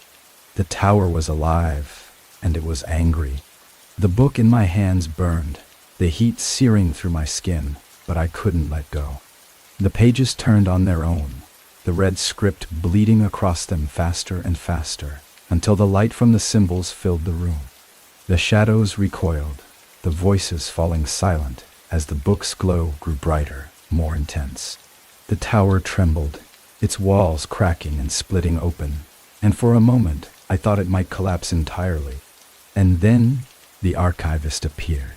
It rose from the shadows like smoke, solidifying into form, its cloaked figure towering over me. Its face, or what should have been a face, was a void, swirling and endless, and its claws stretched out toward the book. The air grew colder, the light from the book faltering as the archivist loomed closer. It didn't speak this time. It didn't need to. Its intent was clear. The book wasn't mine. It never had been. The archivist's claws closed around the edges of the book, and the light vanished. The tower's tremors ceased, the shelves silent once more. The archivist turned its void-like face toward me, and for a moment, everything was still. And then the whispers began again, louder and more insistent, echoing through the hollow space of the tower. Your story isn't finished. The shadows surged forward, and the world shattered around me. The shattering wasn't just sound, it was sensation. The tower dissolved, crumbling around me as though it had never been solid in the first place. The air itself fractured, splitting apart into jagged shards of light and shadow that swirled around me like a storm. My feet left the ground, my body suspended in the chaos, as everything twisted and folded in on itself. For a moment, I felt weightless. Then the ground reappeared beneath me, slamming into my body with enough force to drive the breath from my lungs. I lay there, gasping, the air thick and sharp as if laced with glass. The world around me settled, but it wasn't the tower anymore. It wasn't anywhere I recognized. The library had returned, but it was warped, distorted beyond recognition. The shelves were twisted, their edges curling inward like paper caught in a flame. Books oozed dark ink that dripped onto the floor, pooling into unnatural shapes that pulsed and moved of their own accord. The light was dim, the faint glow from the walls barely enough to cut through the oppressive gloom. I pushed myself to my knees, my body trembling from exhaustion and fear. My hands still burned where the book had been, the skin raw and marked with symbols that writhed and shifted as I stared at them. They weren't just marks, they were alive, crawling across my flesh like insects burrowing under my skin. I clenched my fists, trying to ignore the nausea rising in my throat. The air was wrong here. It was heavy, filled with a low hum that vibrated through my chest and made my teeth ache. Every sound felt muffled, as though the library itself was holding its breath. The whispers had stopped, but their absence was worse. It was as if they were waiting, hiding in the corners of the space, ready to pounce the moment I let my guard down. I staggered to my feet, every muscle protesting, and turned in a slow circle. The library stretched out endlessly in every direction, its shelves bending and twisting into impossible angles. Doors hung suspended in midair, their frames leading nowhere. Above me, the ceiling shifted like water, rippling with faint flashes of light that cast fleeting shadows on the ground. And then I saw it, the archivist. It was standing at the far end of the aisle, its cloaked form impossibly tall, its head tilted as though studying me. The void where its face should have been shimmered, a blackness so deep it seemed to pull at the edges of my vision. Its claws were folded at its sides, but they twitched faintly, as though itching to move. It didn't speak, but its presence was louder than any voice. The weight of it pressed down on me, forcing me to take a step back. My chest tightened, and my heart pounded in my ears as the archivist began to move. It didn't walk, it glided, its form barely disturbing the air as it closed the distance between us. I tried to run, but the library shifted around me. The shelves moved like living things, curling inward to block my path, their edges sharp and jagged. Ink spilled from the books, spreading across the floor and crawling up my legs like cold, viscous tendrils. I stumbled, falling to my knees as the shadows coiled around me, pulling me down. The archivist stopped a few feet away, its claws raising in a slow, deliberate motion. The air crackled with energy, and the symbols on my hands flared to life, their glow searing against my skin. Pain shot through me, white-hot and blinding, and I screamed, the sound swallowed by the oppressive silence. The archivist leaned closer, its void-like face inches from mine. The darkness inside it wasn't empty. It was moving, swirling with shapes I couldn't fully see. Faces, maybe, or memories. It was impossible to tell. The thing's presence filled my mind, pressing against my thoughts, until I couldn't tell where I ended and it began. "You are not finished." The words weren't spoken, they were forced into my mind, raw and jagged, scraping against the edges of my consciousness. The archivist's claws hovered over my chest, and for a moment I thought it was going to rip me apart. But instead, it pointed to the symbols on my hands. They burned brighter, the pain intensifying until I could barely think. The shadows tightened around me, dragging me deeper into the floor.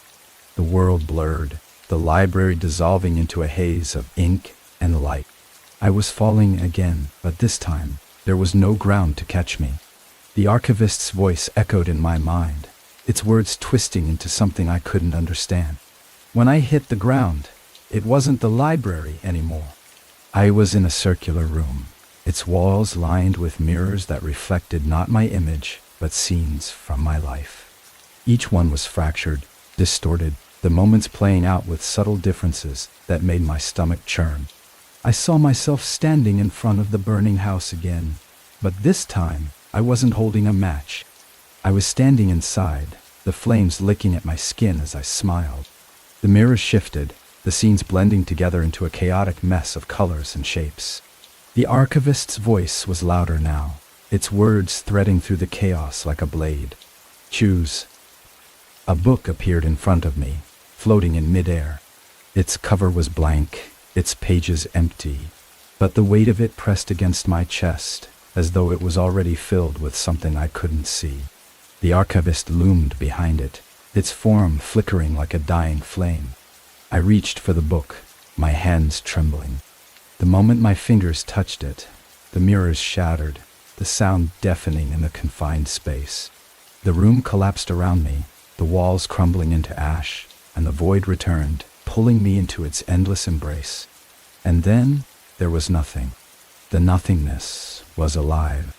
It pulsed, a rhythmic beat that wasn't sound but sensation, vibrating through every cell in my body. I couldn't see, couldn't breathe, couldn't even feel the boundaries of my own skin. My thoughts weren't mine anymore. They scattered like fragments of broken glass, cutting through the endless black. Somewhere, far away, the echoes of the archivist's voice rippled through the void, growing louder, sharper, until they became impossible to ignore. You are the ink now. The words carved themselves into my mind, each syllable a jagged, burning wound. I tried to scream, but there was no air, no voice, only the crushing weight of the void pressing deeper into me. And then, as suddenly as it had begun, the nothingness cracked. A line of light split the darkness, impossibly bright and jagged, and through it the world began to reform. I was back in the library, or what was left of it. The shelves were broken, twisted into grotesque shapes that jutted out at impossible angles. The books were piles of ash, still smoldering, their spines charred and crumbling. The air was thick with smoke and the acrid scent of burning paper, making every breath a struggle. Above me, the ceiling had split open, revealing a sky that wasn't a sky at all, just a swirling mass of darkness and fire, roiling like a storm about to consume everything. The book was still in my hands. Its cover was warm, pulsing faintly like a heartbeat, and the blank pages inside were no longer empty. They were filled with words, sentences, paragraphs that shifted and twisted as I read them. They were mine. My life, my memories, written out in blood-red ink that dripped onto my fingers and vanished before it could fall. You must write the ending. The archivist's voice was everywhere, filling the ruins of the library, its presence as inescapable as gravity.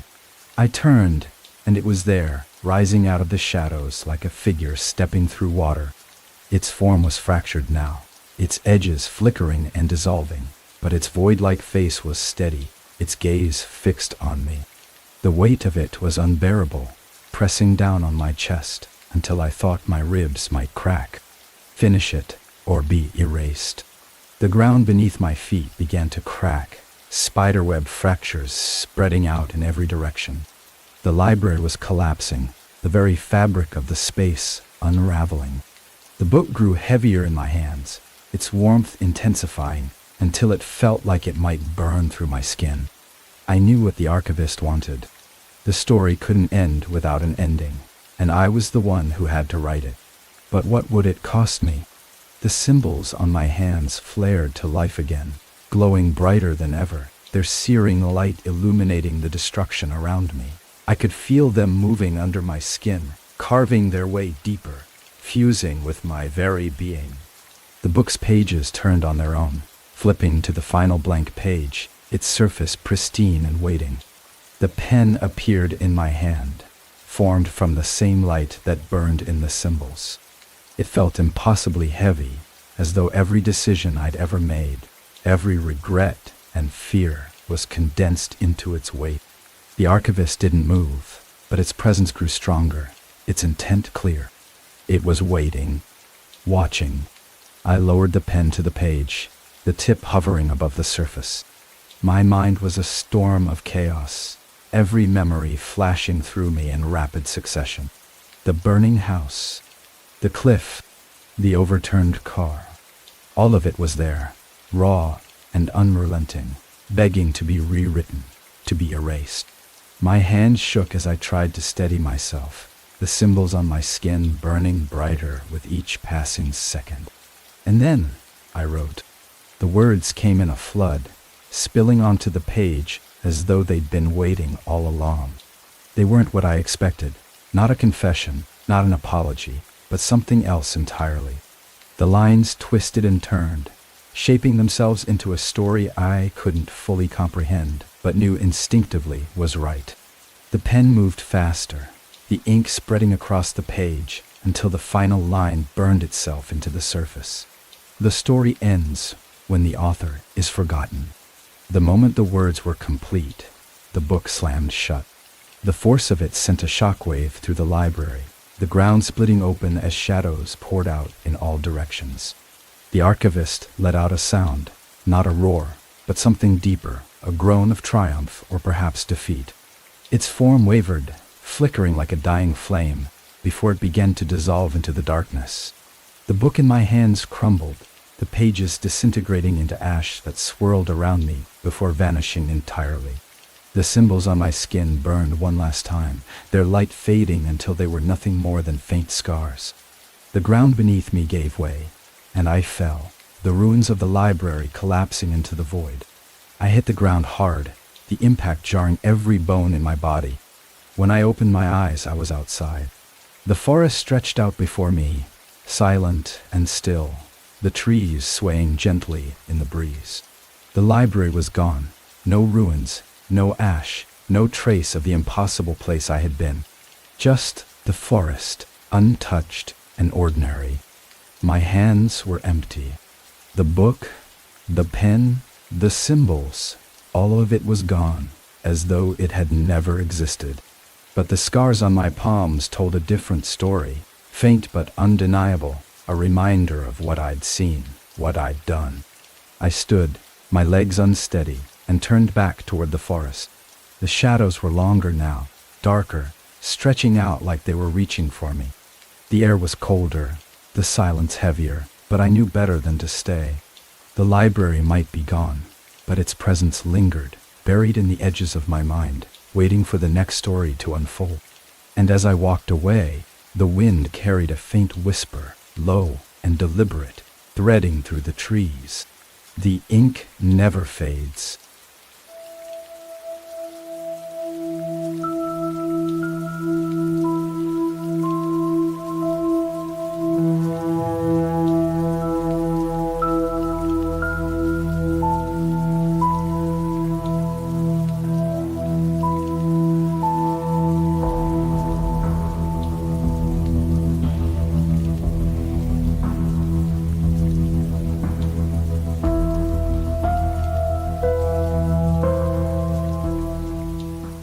The air was thick with sand, sharp and stinging as it clawed at my face. The wind howled like a wounded animal, its voice carrying a low, guttural hum that crawled under my skin. I couldn't see more than a few feet ahead, just the swirling chaos of the storm, a haze of ochre and shadow that seemed alive. My throat burned with each breath, the gritty taste of the desert filling my mouth. The ground beneath me was uneven, littered with shards of rock that cut into my palms as I struggled to stay upright. My head throbbed, and for a moment the world tilted, a dizzying pull that almost sent me sprawling. I didn't know how I'd gotten here. The last clear memory I had was of driving, an endless stretch of highway under a merciless sun. Now, the car was gone, and the highway too, swallowed by the storm. Ahead, the outline of something solid began to form, a shape rising out of the swirling dust like a mirage. My legs moved on instinct, each step heavier than the last as the wind fought to push me back. The closer I got, the clearer the structure became. A building squat and weathered, its edges softened by the shifting sands. The storm roared louder, but there was something else beneath it now, a sound that didn't belong. A low, rhythmic creak, like wood straining under invisible weight. When I reached the building, the storm seemed to pull back slightly, its fury muted by the shelter of the walls. It was a gas station, or what was left of one. The roof sagged, its edges curled and rusted, and the windows were coated in a thick film of grime. The sign above the door was faded, the letters barely legible, but I could make out the word, Everspire. Inside, the air was cooler, heavy with the scent of dust and decay. The shelves were bare, their surfaces warped and pitted with age, and the floor was coated in a thin layer of sand that shifted under my weight. I took a few steps forward, my boots crunching against the ground, and stopped. There was something on the floor ahead, a trail of footprints leading deeper into the station. The prints were fresh, their edges sharp and untouched by the swirling sand outside. They weren't mine. A faint noise echoed from the back of the building, soft but insistent, a slow, deliberate tapping like fingernails against glass. The sound crawled up my spine, and I froze, my pulse hammering in my ears. The storm outside pressed against the walls, the hum rising to a fever pitch, and for a moment, I thought I saw something move in the corner of my eye, a shadow shifting just beyond the edge of my vision. I turned toward the source of the sound, my steps hesitant and uneven. The back of the station was darker, the windows boarded up, and the overhead lights long dead. The tapping grew louder as I approached, each beat sharper than the last, until it felt like it was inside my skull. The door at the end of the hall stood ajar, its surface scarred with deep gouges that looked almost deliberate. I hesitated, my hand hovering over the edge of the frame, and pushed it open.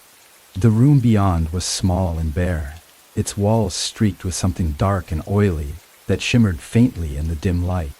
In the center of the room stood a single chair, its surface worn and splintered. Resting on the seat was a book. The book was old, its leather cover cracked and stained, and the air around it was cold, unnaturally so. The room seemed to grow darker the longer I stared at it, the shadows pooling around the edges of the walls like liquid. My chest tightened, and my breath came in shallow gasps as I stepped closer. The tapping had stopped. The only sound now was the faint creak of the wind against the walls. When I reached the chair, I hesitated. The book's surface was covered in symbols, intricate patterns that seemed to shift and writhe under the flickering light. My fingers hovered over it, and the air around me grew colder still, the shadows pressing closer. I didn't want to touch it. Every instinct screamed at me to leave, to get as far away from this place as possible. But I couldn't. The moment my fingers brushed the surface, the room plunged into darkness. The cold was immediate and absolute, the kind that burrows into your bones and refuses to let go. My hand jerked back, but it was too late. The symbols on the book flared to life, glowing with a pale, sickly light that cast jagged shadows across the walls.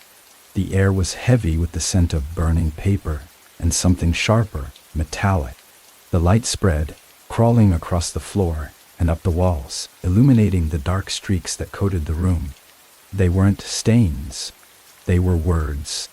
Thousands of them, scrawled in jagged, uneven lines that overlapped and bled into each other. I couldn't read them, but I didn't need to.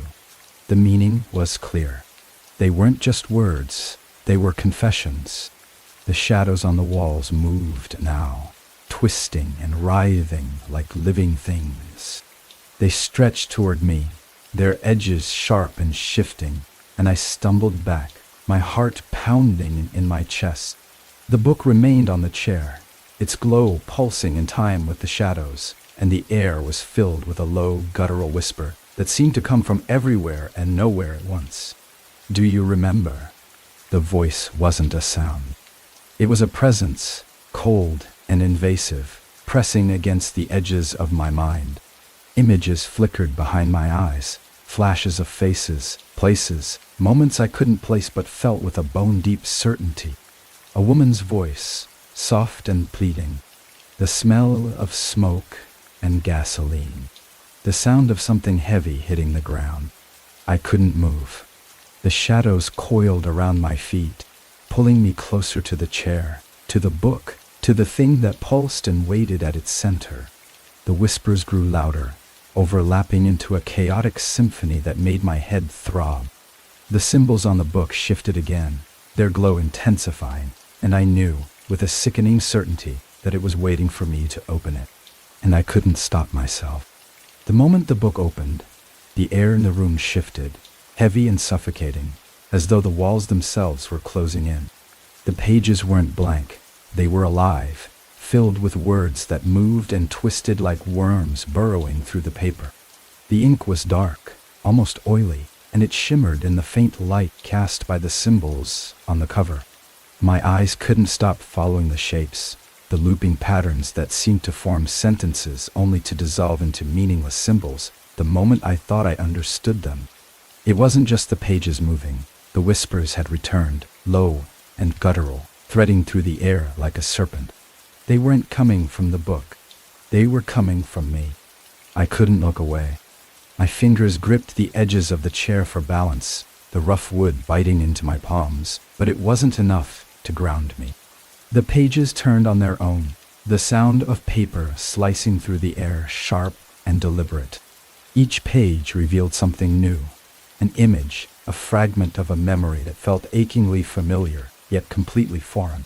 The first image was a house. Its windows were dark, its paint peeling and streaked with grime. The surrounding yard was barren, just patches of dry earth and brittle weeds. I didn't recognize it, but my chest tightened as though it were a place I'd once known. The page flickered, the ink pooling and reforming until the house began to burn.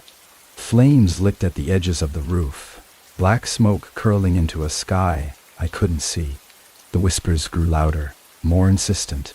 The next page showed a figure standing at the edge of a desert, their face obscured by shadow. They were holding something, a lantern perhaps, though the light it cast was faint and unnatural, more like an absence of darkness than illumination.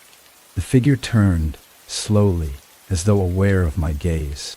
Their movements were deliberate, almost mechanical, and when their face came into view, I saw my own reflection staring back at me. I recoiled, the chair scraping against the floor as I stumbled back.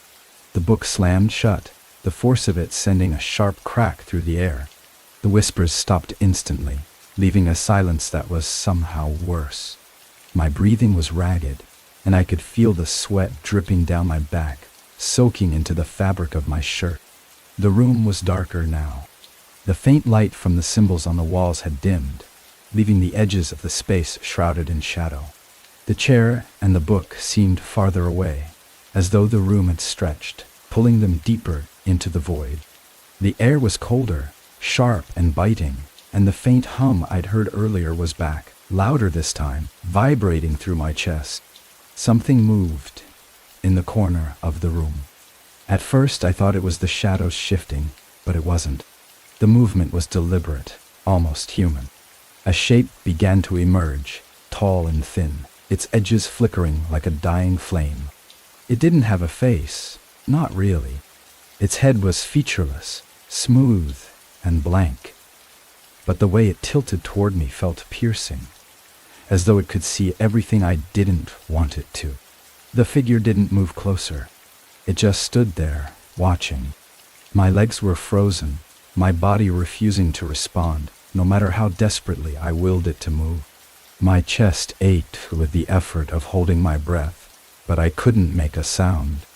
The figure raised a hand, its fingers impossibly long and thin, and pointed at the book. The command was silent, but absolute. My feet moved before I could stop them, dragging me forward, each step heavy and reluctant. The book was still there, its cover unmarked, the symbols on its surface dark now, as though drained of their energy. The closer I got, the stronger the pull became, a force wrapping around my chest and dragging me down. When I reached the chair, my hands moved on their own, lifting the book. The air around me vibrated, the hum rising to a deafening pitch, and the shadows at the edges of the room began to coalesce, folding inward like waves crashing toward me. The figure hadn't moved, but its presence was everywhere, pressing against my mind, filling every corner of the room. The book opened again, its pages blanked this time, the ink that had once filled them gone. But I could feel it, crawling beneath the surface, waiting for something. My fingers hovered over the page, and the whispers returned, louder and more insistent. Right. The voice wasn't my own, but it came from inside me, raw and commanding. The blank pages seemed to ripple, the faint outlines of words appearing and disappearing like shadows in water. My hand trembled as I reached for the pen that wasn't there, and yet somehow was, cold and smooth in my fingers. The tip hovered over the paper, and the voice repeated its demand. Write. I didn't know what to write. My mind was a haze of fear and confusion, the memories from the book's pages flickering through my thoughts like static. The fire, the desert, the figure with the lantern. My hand moved on its own, the pen scratching against the paper, and the words that formed weren't mine. The first line was simple, almost childlike in its simplicity. This is how it begins. The shadows surged forward, enveloping the room, and the walls trembled, the symbols bleeding into the floor. The book glowed faintly, its pages filling with text faster and faster, the words spilling across the surface in jagged, uneven lines. The air grew colder, the hum transforming into a roar that vibrated through my bones. The figure stepped closer, its faceless head tilted again, and for the first time, it spoke. The story isn't yours anymore. The pen fell from my hand, clattering against the floor, and the room dissolved into darkness. The darkness didn't vanish this time. It clung to me, thick and suffocating, wrapping itself around my body like a second skin. I couldn't tell if my eyes were open or closed. The void swallowed everything, leaving no point of reference, no escape. My breaths came in shallow, desperate gasps, the air too cold, too thin, slicing through my throat like broken glass. My legs felt weak, my knees threatening to buckle, but I stayed upright, unsure if there was even ground beneath me anymore. The hum was back, louder now, vibrating through the emptiness. It wasn't just sound, it was sensation, a low, throbbing pulse that crawled through my bones and sank deep into my chest. It felt like a heartbeat, but not mine. This was something older, heavier, pressing against the edges of my mind, trying to force its way inside. The darkness shifted. At first it was subtle, like ripples across the surface of still water. But then the ripples grew, the void splitting and folding into itself until shapes began to emerge. They were faint at first, nothing more than outlines etched in shadow, but they grew clearer with each pulse of the hum. Walls stretched upward, impossibly tall, their surfaces warped and uneven, covered in patterns that seemed to twist and move when I wasn't looking directly at them. I was back in the library, or at least some version of it. The shelves were no longer straight rows. They curved and spiraled, twisting into unnatural shapes that defied logic. The books were there, but they weren't still. Their covers shuddered, their spines bending and curling as though they were alive. Some were open, their pages fluttering, even though there was no wind. The air smelled of ash and ink, sharp and acrid, burning the back of my throat. The hum grew louder, sharper, and I turned instinctively, my eyes scanning the shadows for movement. It didn't take long to find it. The figure from before was back, standing at the edge of the room, its tall, thin frame barely distinguishable from the darkness around it. Its head tilted, the smooth, featureless surface where its face should have been catching the faint flickering light. It didn't move, but I could feel its gaze, or whatever it used to see, piercing through me. The book was still in my hands, its weight heavier now, as though it had absorbed the darkness itself. The pages were no longer blank. They were filled with words, the text flowing across the paper in jagged, uneven lines. The ink shimmered faintly, almost alive, and the words shifted under my gaze, making it impossible to read more than a few at a time. The figure stepped forward.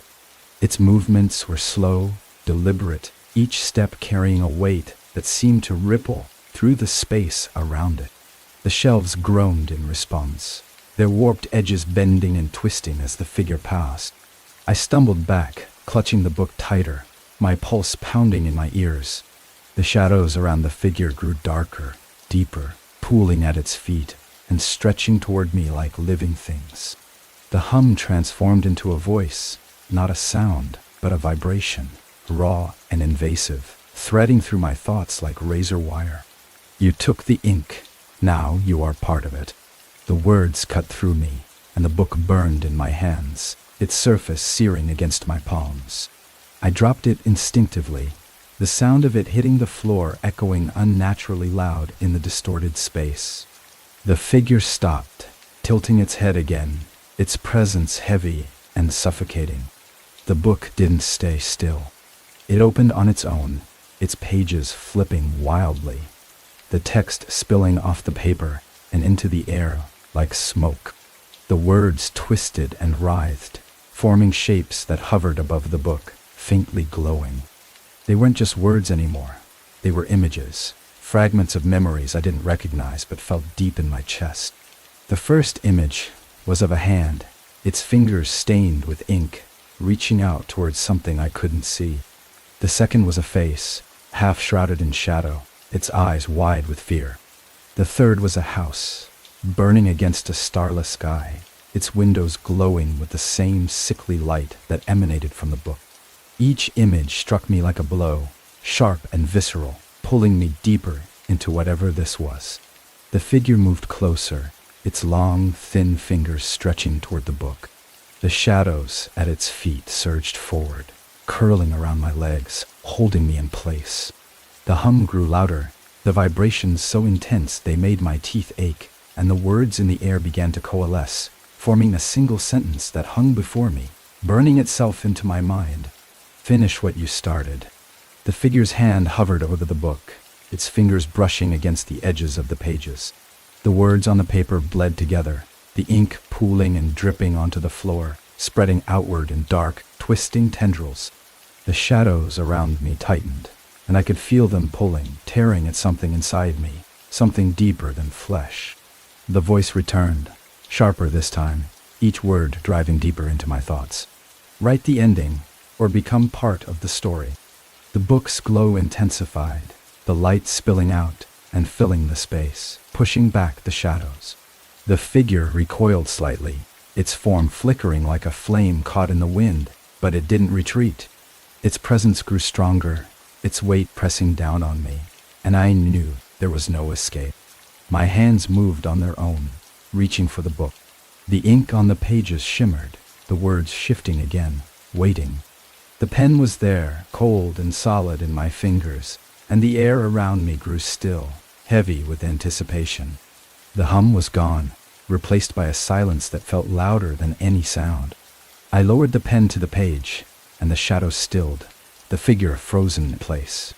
The ink beneath the pen's tip rippled, waiting for the first stroke. My hand trembled, my chest tightening, as the weight of the moment pressed down on me. And then I wrote. The pen moved, the tip dragging across the page as though guided by an unseen hand. The ink poured out in jagged, uneven lines that didn't match the movement of my fingers. I wasn't writing, the book was. My hand was a vessel, a tool it had taken to finish what it had started. The words formed faster than I could comprehend, spreading across the page like cracks in glass. The room around me shuddered, the walls rippling like water. The shelves groaned, their twisted shapes folding inward as the space compressed, pulling everything closer to the book. The light from its pages grew brighter, pulsing in time with the pounding in my chest. Each beat sent a wave of heat radiating through my body, searing and all-consuming. I tried to stop, to pull the pen away, but my hand wouldn't obey. My fingers ached, locked around the cold, unyielding metal. The ink began to drip from the page, thick and viscous, pooling at the edge of the desk before falling to the floor.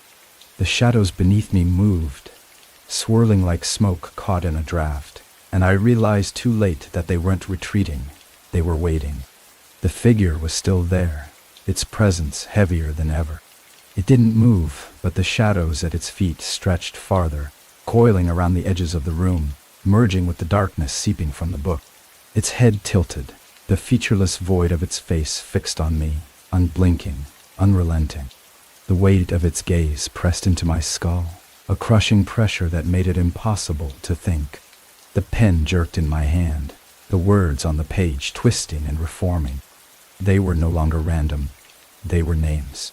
At first, I didn't recognize them, but as each name appeared, the memories followed. Faces, voices, moments I thought I had buried. People I had wronged, forgotten, lost. Their names burned into the page, the ink bleeding through the paper and into the air. The voices came next. They started as whispers, faint and indistinct, but they grew louder, each one more desperate than the last. They weren't just voices. They were accusations, pleas, screams. They echoed in my mind, overlapping and chaotic, until I couldn't tell which belonged to the names on the page and which belonged to me. You took from us. The words weren't spoken. They were felt, each syllable cutting through me like a blade. The book's glow intensified, the ink spreading faster, and the pen in my hand moved with a fevered urgency. The names continued to appear, one after the other, until the entire page was filled, and then the next, and the next. The figure stepped forward. Its movements were slow, deliberate, each step sending ripples through the shadows on the floor. The air grew colder, sharp and biting, and the light from the book began to flicker, struggling against the encroaching darkness. The figure raised a hand, its long, thin fingers stretching toward me, and I felt the shadows tighten around my legs, pulling me closer. I fought against the pull, my muscles straining, but the shadows were relentless. They crawled up my body, cold and wet, wrapping around my arms, my chest, my throat. The pen slipped from my fingers, clattering to the floor, and the book slammed shut with a force that shook the room. The voices stopped. The light was gone. The figure was inches away now. Its hand hovered over the book, its claws brushing against the cover. The air around it shimmered, distorting like heat waves rising from asphalt, and the hum returned, low and resonant, vibrating through my bones. You wrote the truth. Now live it. The shadows surged, enveloping me completely. The cold was unbearable, sinking into my skin, my muscles, my bones. My vision blurred, the room dissolving into a haze of ink and smoke. I tried to scream, but no sound came, the darkness swallowing everything, even my voice. When the shadows receded, I was no longer in the library. I was standing in the middle of a street, the asphalt cracked and covered in sand. The air was hot and dry, the sky above an endless expanse of pale, cloudless gray. The buildings around me were dilapidated, their windows shattered, their walls streaked with soot. There was no movement, no sound, only the faint whistle of wind through the empty streets. I turned, my chest tightening, as I realized where I was.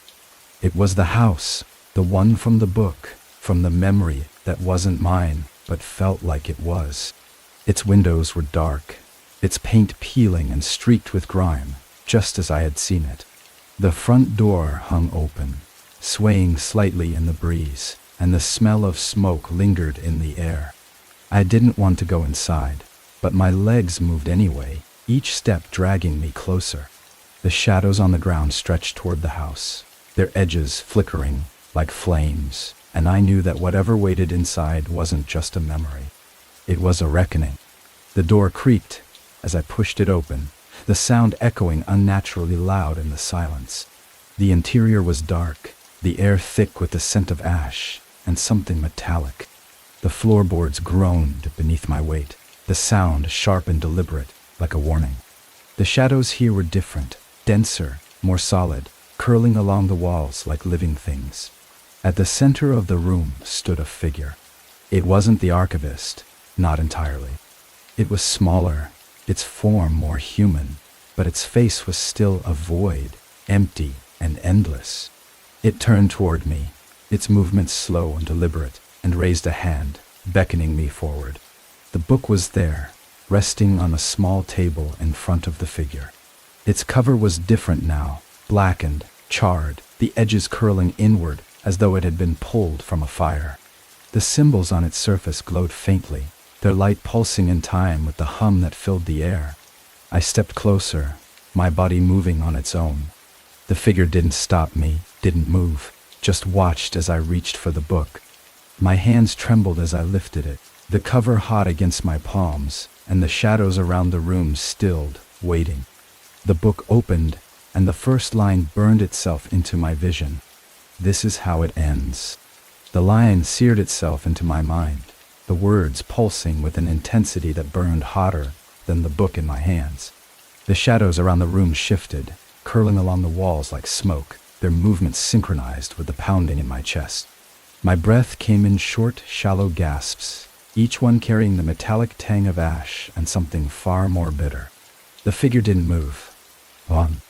It stood motionless across the room, its faceless void tilted slightly, observing me with a presence that made my skin crawl.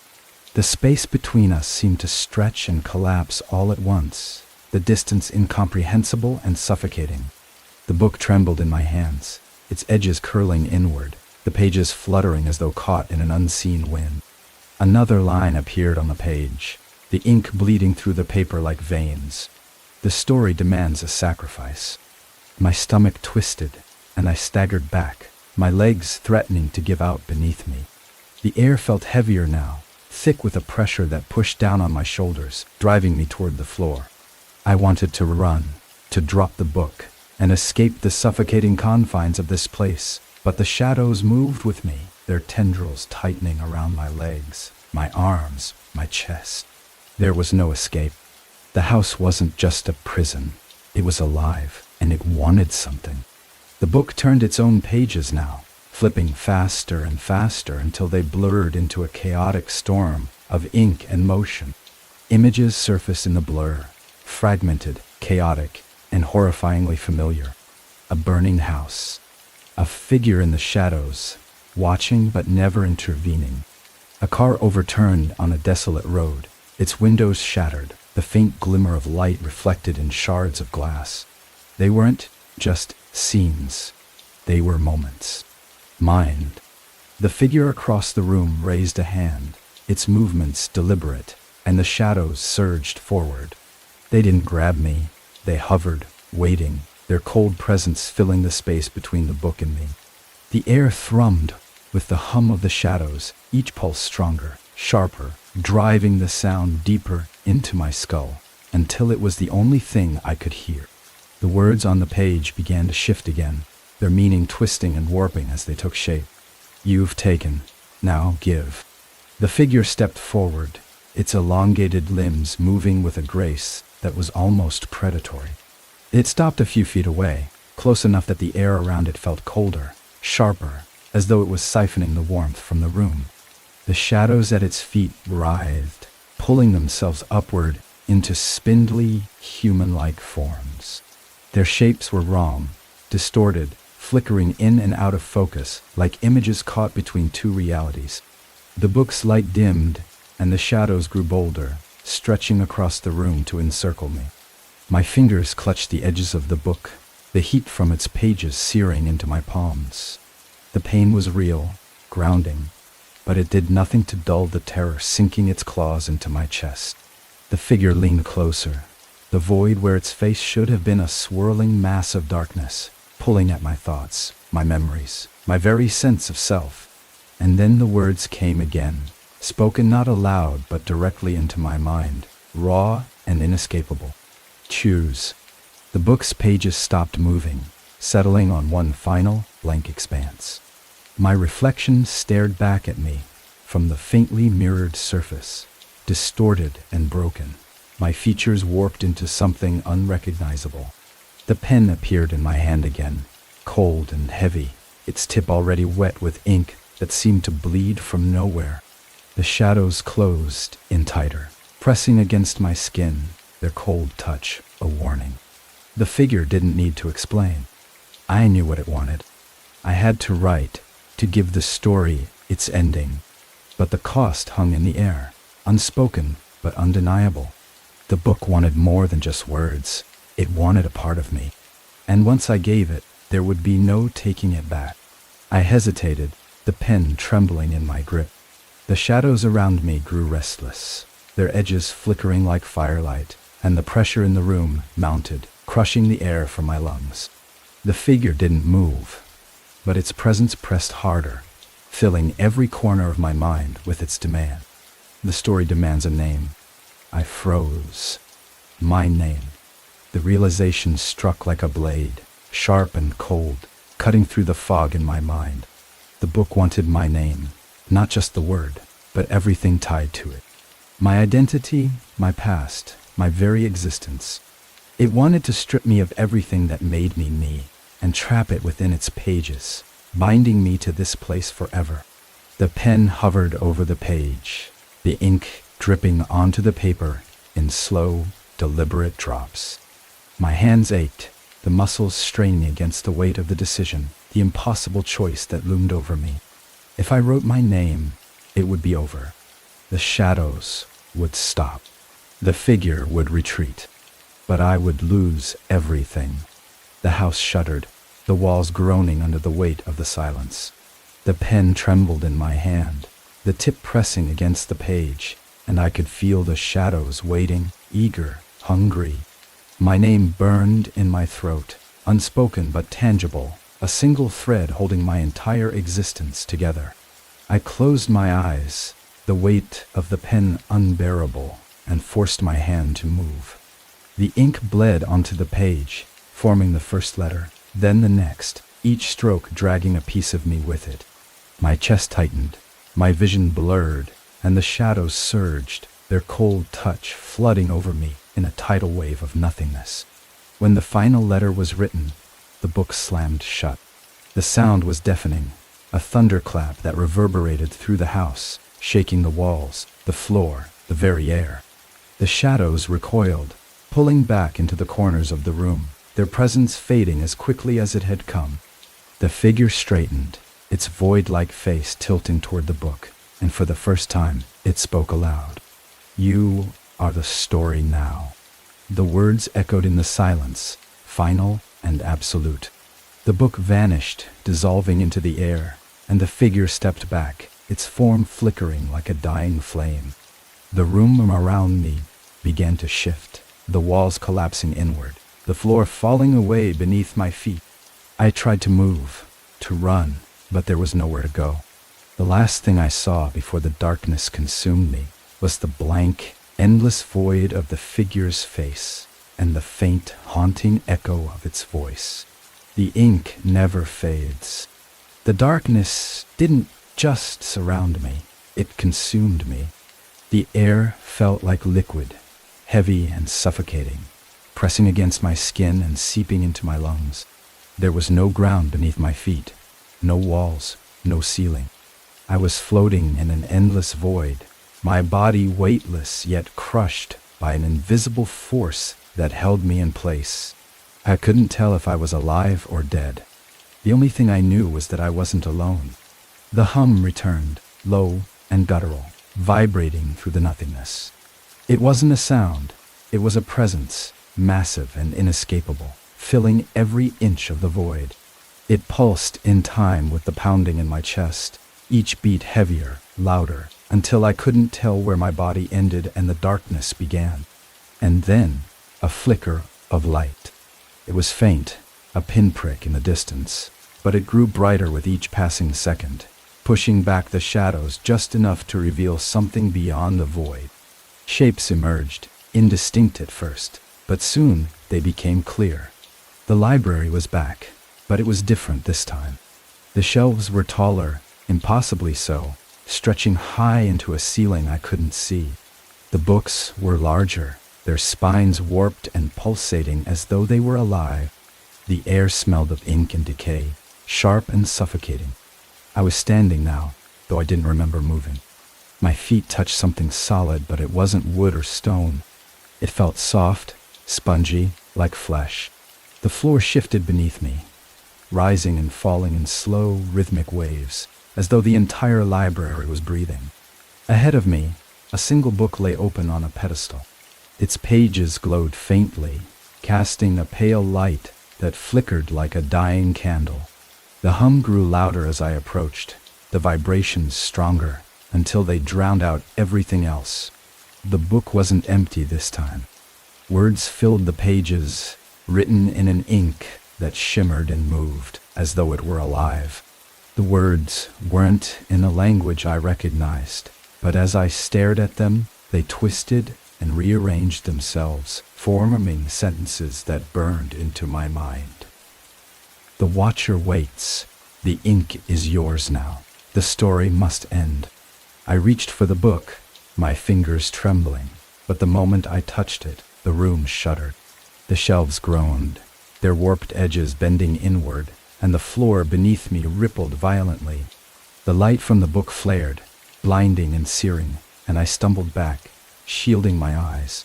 When the light faded, the figure was there. It stood at the far end of the library, its tall, cloaked form outlined against the flickering glow of the shelves. Its face, or the absence of one, was the same void, endless and consuming, but this time there was something different. The shadows around it were thicker, darker, coiling like smoke caught in a storm. Its presence was heavier, pressing down on me, filling the air with a suffocating weight. It didn't move.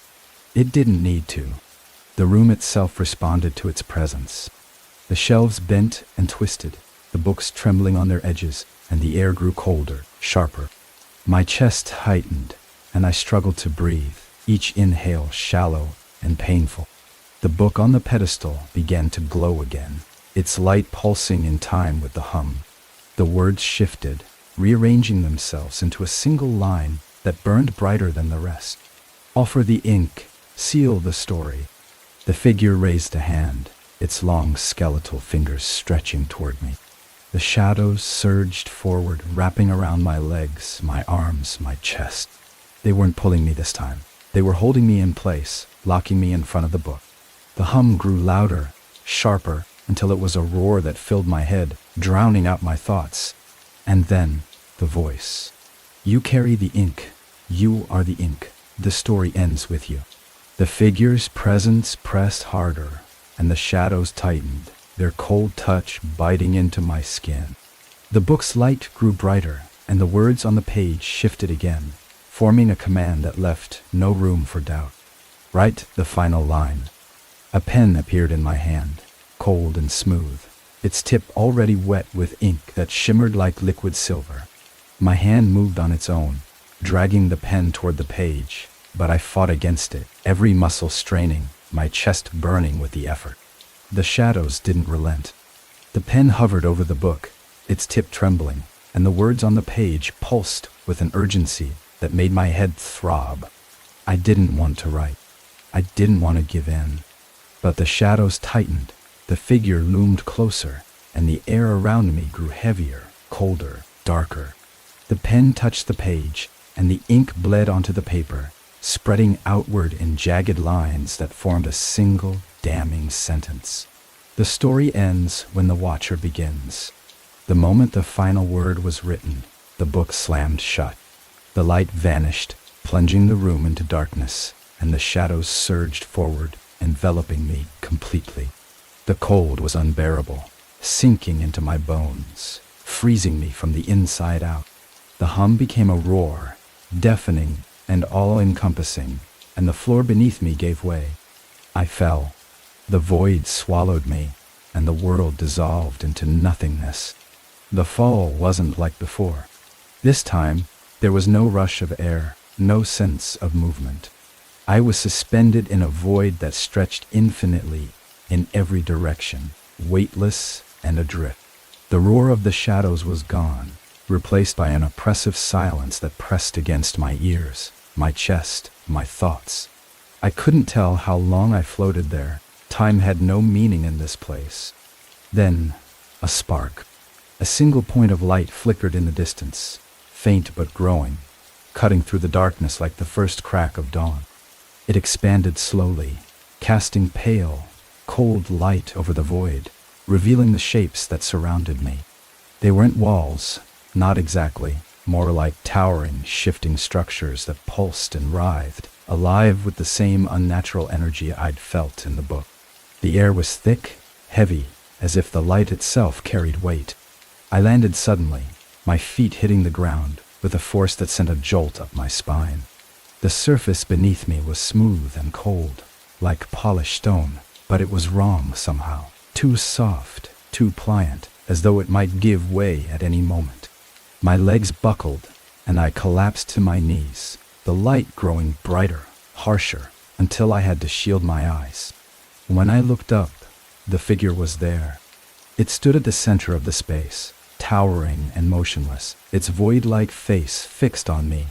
Its presence was suffocating, a pressure that bore down on me with an intensity that made it hard to breathe. The light didn't touch it. It seemed to absorb the glow, its edges flickering and shifting like smoke caught in a storm. The book was in its hands. Its charred cover was gone, replaced by a surface that shimmered like liquid, reflecting the faint light in endless, shifting patterns. The figure held it out, its long skeletal fingers curling around the edges, and I felt the pull again. The same relentless force that had dragged me to this place. The weight of its gaze pressed into my mind, and though it didn't speak, its command was clear. Take it. My body moved without thought, my hand reaching out to grasp the book. The moment my fingers touched its surface, the air around me erupted with sound, a deafening hum that vibrated through my bones, shaking the ground beneath me. The pages flipped open, their edges glowing, and the words inside began to shift and twist, forming shapes that burned into my mind. It wasn't a story anymore. It was something deeper, older, something that defied language or meaning. The words bled into each other, spilling off the pages and into the air, forming shapes that coiled and writhed like living things. The shadows around me surged forward, their edges sharp and jagged, circling me like a pack of starving wolves. The figure didn't move. It simply stood there, watching, its presence filling every corner of the space. The book grew heavier in my hands, its light brighter, hotter, searing into my skin.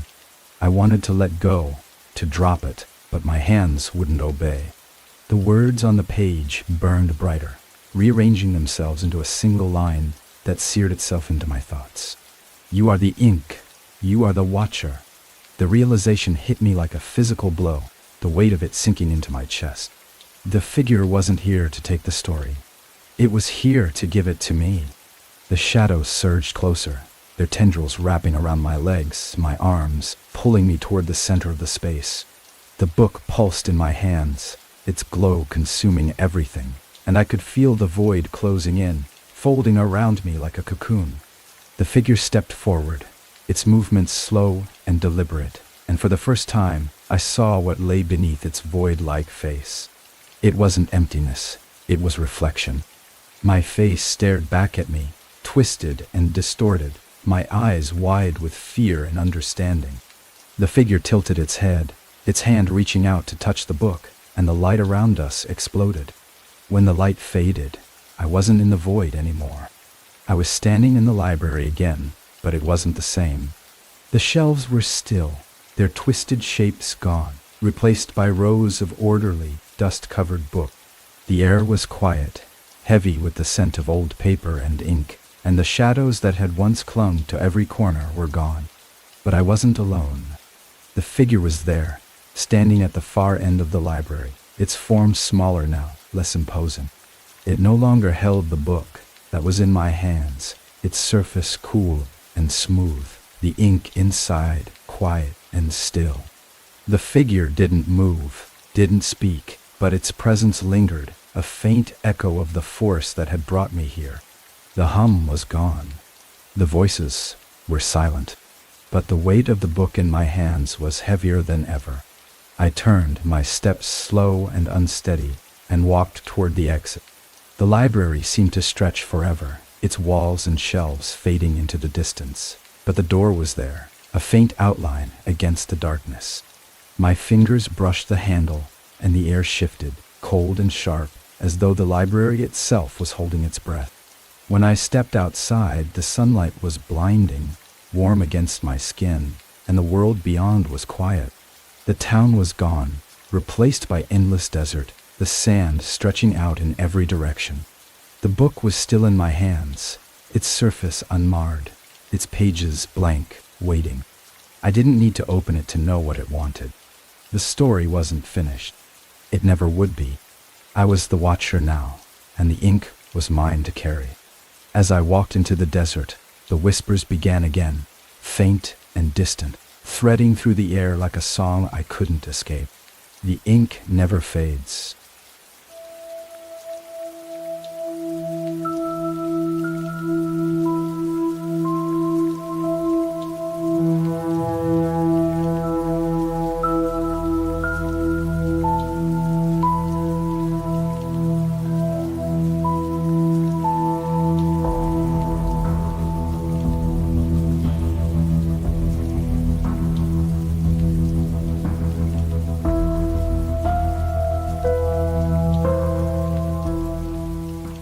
The television flickered on its own, casting a dim, pale light that pulsed irregularly across the darkened living room.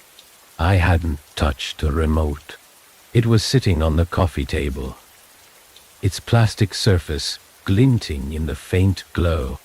My chest tightened, a prickling sensation crawling up the back of my neck as the screen sputtered, the static resolving into an image so sudden it made me flinch. It was a room, dimly lit and completely unfamiliar. The camera didn't move. Now, it was static, locked in place, angled downward as though someone had mounted it high on the wall. At first glance, it looked like an ordinary living room, maybe from an older house.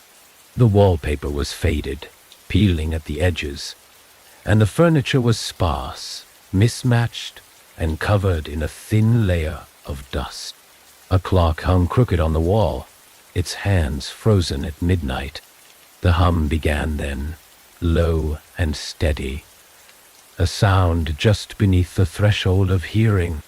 It buzzed in my skull, not loud but intrusive, worming its way into my thoughts. The image on the screen didn't change, but there was something wrong with it, something I couldn't place. The room was too still, too quiet, like the silence that settles right before a storm. I leaned forward, my fingers hovering over the remote. I should have turned it off, but I didn't. Something about the scene on the screen wouldn't let me look away. My pulse quickened as the hum grew louder, sharper, and I noticed something I hadn't before. Movement. It was subtle at first. A flicker of shadow in the corner of the room, near the edge of the frame. I told myself it was the camera glitching, a trick of the light. But the shadow moved again, deliberate and slow. My breath caught. It wasn't just a shadow, it was a figure, tall and thin, its edges blurred and indistinct. It stood perfectly still for a moment, just inside the frame, before taking a step forward. Its movements were jerky, unnatural, like a marionette pulled by invisible strings. The hum deepened, vibrating in my chest, and my hand instinctively reached for the remote. This time, I grabbed it, my thumb pressing hard against the power button. The screen didn't turn off. You well, honey, you didn't turn off. The figure kept moving, its gait slow but deliberate, each step bringing it closer to the camera. My heart pounded as I pressed the button again. Harder this time, but the screen remained lit, the scene playing out as though it were independent of the television itself. Wah! I stood, my legs shaky, and moved toward the TV, my reflection faintly visible in the dark glass surrounding the image. The figure stopped. It was close now, its face obscured by the shadows of the room, but its outline was clear. It was watching me, its head tilted slightly, as though studying me through the screen. My throat went dry as it raised a hand, its long spindly fingers curling in a motion that could only be described as beckoning. The hum was deafening now, a physical force that pressed against my chest, and the air in the room grew cold, sharp, as though the temperature had plummeted in an instant. I backed away, my foot catching on the edge of the coffee table, sending me stumbling. The screen flickered, the figure vanishing for a split second before reappearing closer, its distorted form filling nearly the entire frame. And then the audio started. It wasn't a voice. At least, not one I could understand. It was a garbled, static-laden sound. A mix of whispers and low guttural tones that didn't form words but carried meaning nonetheless. My head throbbed with the weight of it, and I clamped my hands over my ears, desperate to block it out. But it didn't stop. The figure on the screen raised both hands now, reaching for something unseen. Its movements more frantic, more desperate. The whispers turned to screams. Ah, elul, eumua, gatul.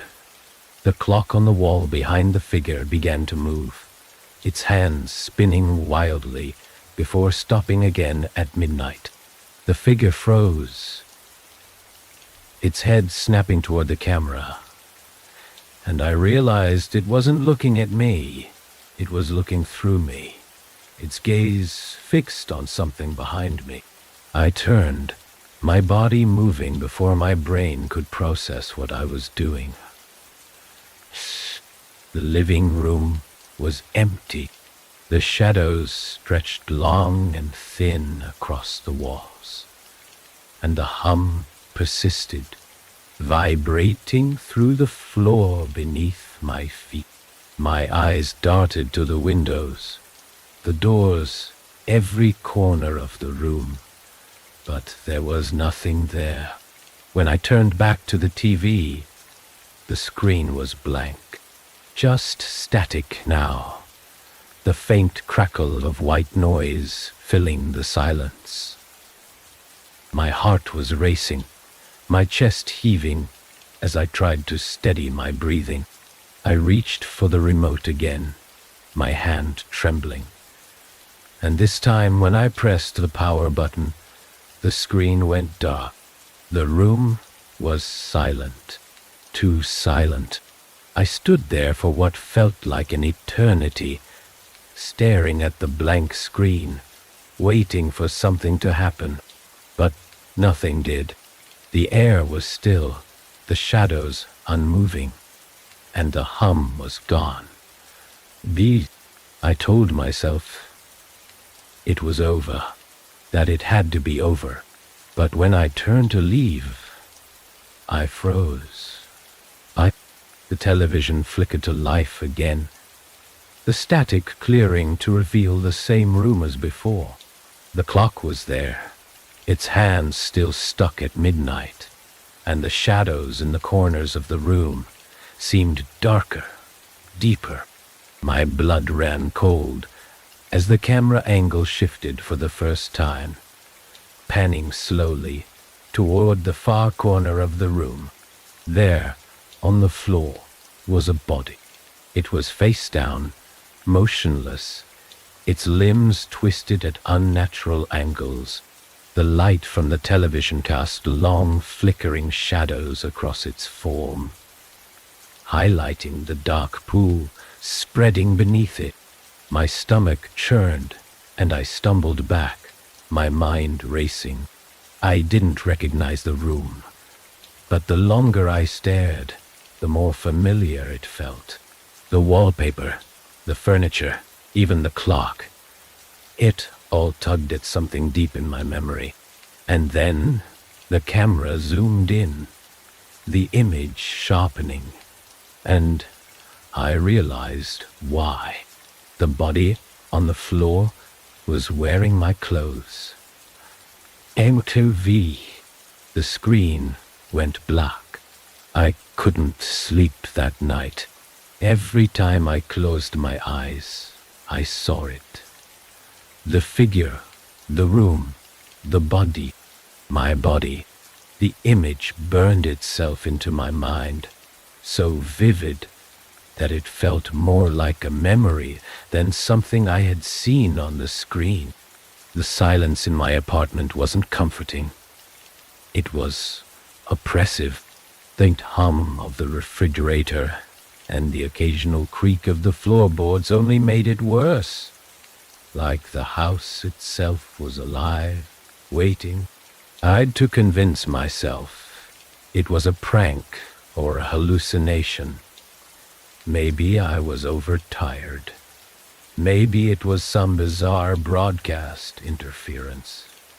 But none of it made sense. There was no reason for the TV to turn on by itself. No explanation for why the figure had moved the way it did. No way to rationalize what I'd seen in that final horrifying moment. And then there was the worst part. The familiarity. I didn't just see that room. I felt like I'd been in it before. By the time the sun rose, I'd convinced myself to forget about it, to treat it like a bad dream. I went about my day like normal, showered, dressed, forced myself to eat something. But the feeling didn't go away. Every shadow in my apartment seemed darker than it should be. Every noise sharper, like the world had shifted slightly off balance. My reflection in the mirror looked wrong, like it wasn't quite following me. I avoided it as much as I could. Why? I spent the day distracted, unfocused. At work, my co-workers' voices blended into background noise, and the glow of my computer screen felt too harsh, too invasive. By the time I got home, I was exhausted, desperate for some kind of relief. But the unease only grew worse as the sun dipped below the horizon. The apartment felt different at night, as though the walls had moved closer. The air heavier. I avoided the living room, the television, but that only made the rest of the apartment feel emptier. The shadows crept along the walls, stretching toward me, no matter how many lights I turned on. The hum was back, faint but unmistakable, vibrating through the air like a distant electrical current.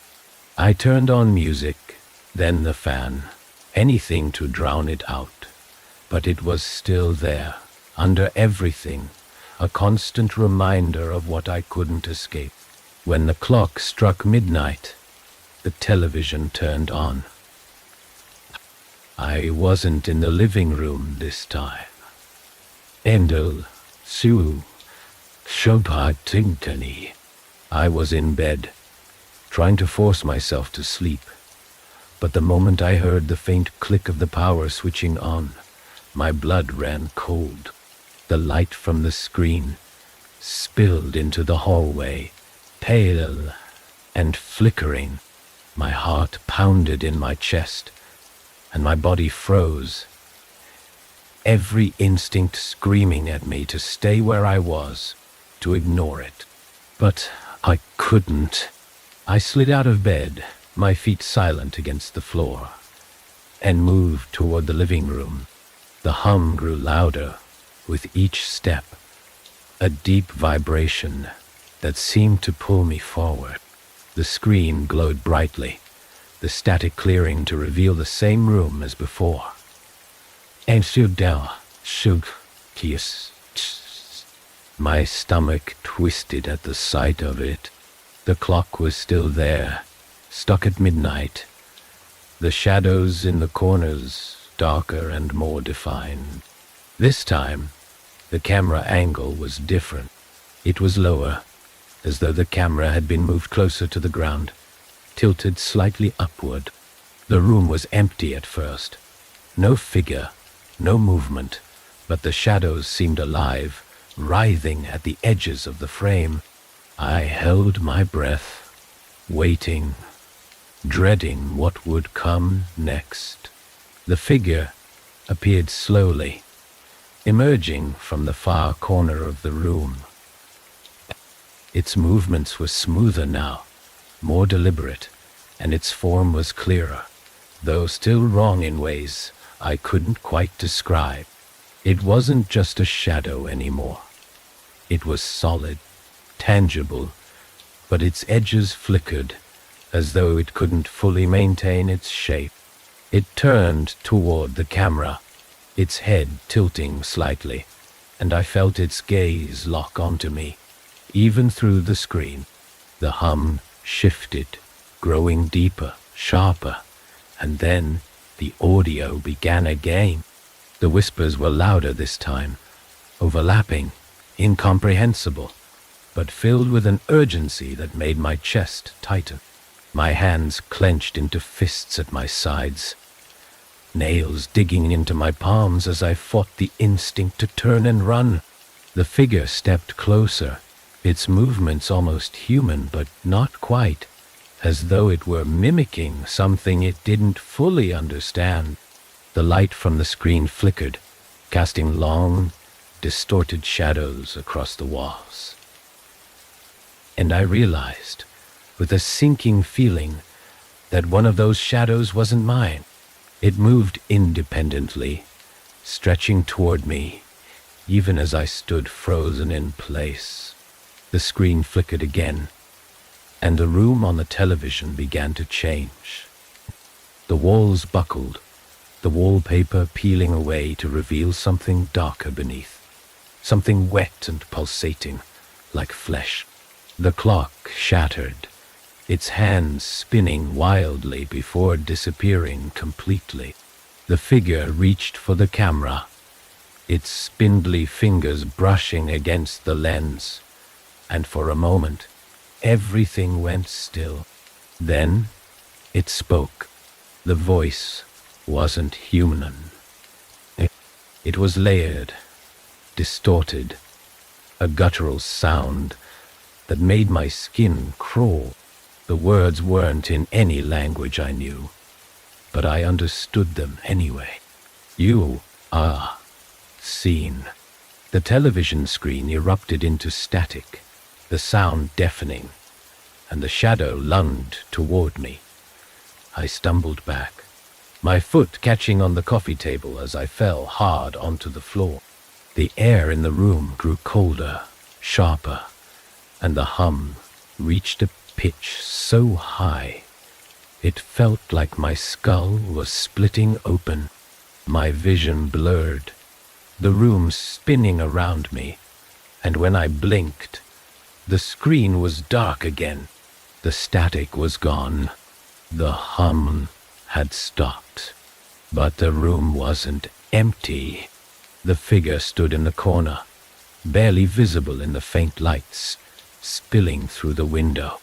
It didn't move, didn't speak. It just watched, its head tilted slightly, as though waiting for me to do something. My chest heaved, and I scrambled backward, my hands slipping against the floor, but the figure didn't follow. It stayed perfectly still, its presence suffocating, and then, slowly, it raised a hand. Its fingers were impossibly long, ending in sharp, jagged points, and it reached toward the television. The screen flickered back to life, and the room on the other side was no longer empty. There was a figure on the floor now, face down, its limbs twisted at unnatural angles. The shadows in the room grew darker, deeper, until they consumed everything but the body. And as the camera panned closer, I saw the reflection of my apartment in the shattered glass of the clock on the wall. The reflection in the shattered glass wasn't just an image. It was a doorway, pulling me closer with an invisible force I couldn't resist. The hum returned, low and insistent, crawling under my skin and wrapping around my bones. My pulse hammered in my ears, drowning out the sound of my own ragged breathing. I couldn't tear my eyes away from the screen, even as every fiber of my being screamed at me to run. The body on the television moved. It was subtle at first, a twitch of a hand, a shift in the angle of a leg, but there was no mistaking it. The twisted figure began to straighten, its limbs contorting unnaturally as it pushed itself upright. The shadows in the room thickened, pressing against the edges of the screen, and the camera zoomed in closer, too close, until all I could see was its face. Or what should have been its face. There were no eyes, no mouth, no features, just a smooth, pale surface, like skin, stretched over bone. But it wasn't empty. Something moved beneath it, rippling like liquid, as though 1,000 unseen eyes were watching me from inside. My chest tightened as the figure tilted its head toward the camera, its featureless face somehow radiating a cold, calculating, intent. It raised one hand, its fingers long and spindly, each tipped with a sharp black claw. The movement was deliberate, slow, and it pointed directly at me through the screen. My breath caught as the shadows behind it surged forward, spilling out of the television like smoke. They curled around the edges of the screen, dark tendrils stretching toward the floor, and the hum grew louder, sharper, vibrating through my skull. The first tendril touched the carpet, and the air in the room shifted. It grew heavier, colder, the scent of burning ozone filling my nostrils. My body was frozen, every muscle locked in place, as the shadows crept closer, slithering across the floor like living things. The figure on the screen didn't move, but its presence filled the room, oppressive and inescapable. The shadows reached my feet, curling around my ankles with a cold, wet touch that made my stomach lurch. My legs gave out, and I collapsed onto the floor, my hands scrambling against the carpet as though I could claw my way back. The tendrils tightened, pulling me closer to the television, and I could feel the static crawling up my skin, electric and alive. The screen flickered again, and the scene shifted. The room was gone, replaced by a corridor bathed in sickly green light. The walls were lined with old flickering televisions, each one displaying a different image. A forest engulfed in flames, a deserted playground under a blood-red sky, a figure standing motionless in the center of a field of graves. The hum became a chorus of whispers, overlapping and indistinct, their words slipping through my mind like water through cracks. The corridor stretched endlessly, the televisions blinking and shifting as though they were alive. I felt the pull again, stronger this time, dragging me forward. My hands clawed at the floor, but the shadows around my ankles held firm, their grip cold and unrelenting. The screen at the end of the corridor grew brighter, its glow searing into my vision, and the whispers grew louder, more frantic, until they became a single voice. "Keep watching. Hi." The words echoed in my skull, a command that left no room for disobedience. My body moved on its own, my hands and knees scraping against the carpet as I was dragged closer to the television. The figure on the screen stepped forward, its head tilting as though it were studying me. The shadows around it writhed and pulsed, their edges sharp and jagged, and for a moment I thought I saw something in the darkness behind it, something massive and unending, a presence that made the air around me crackle with static. The screen filled with static, and the pull stopped.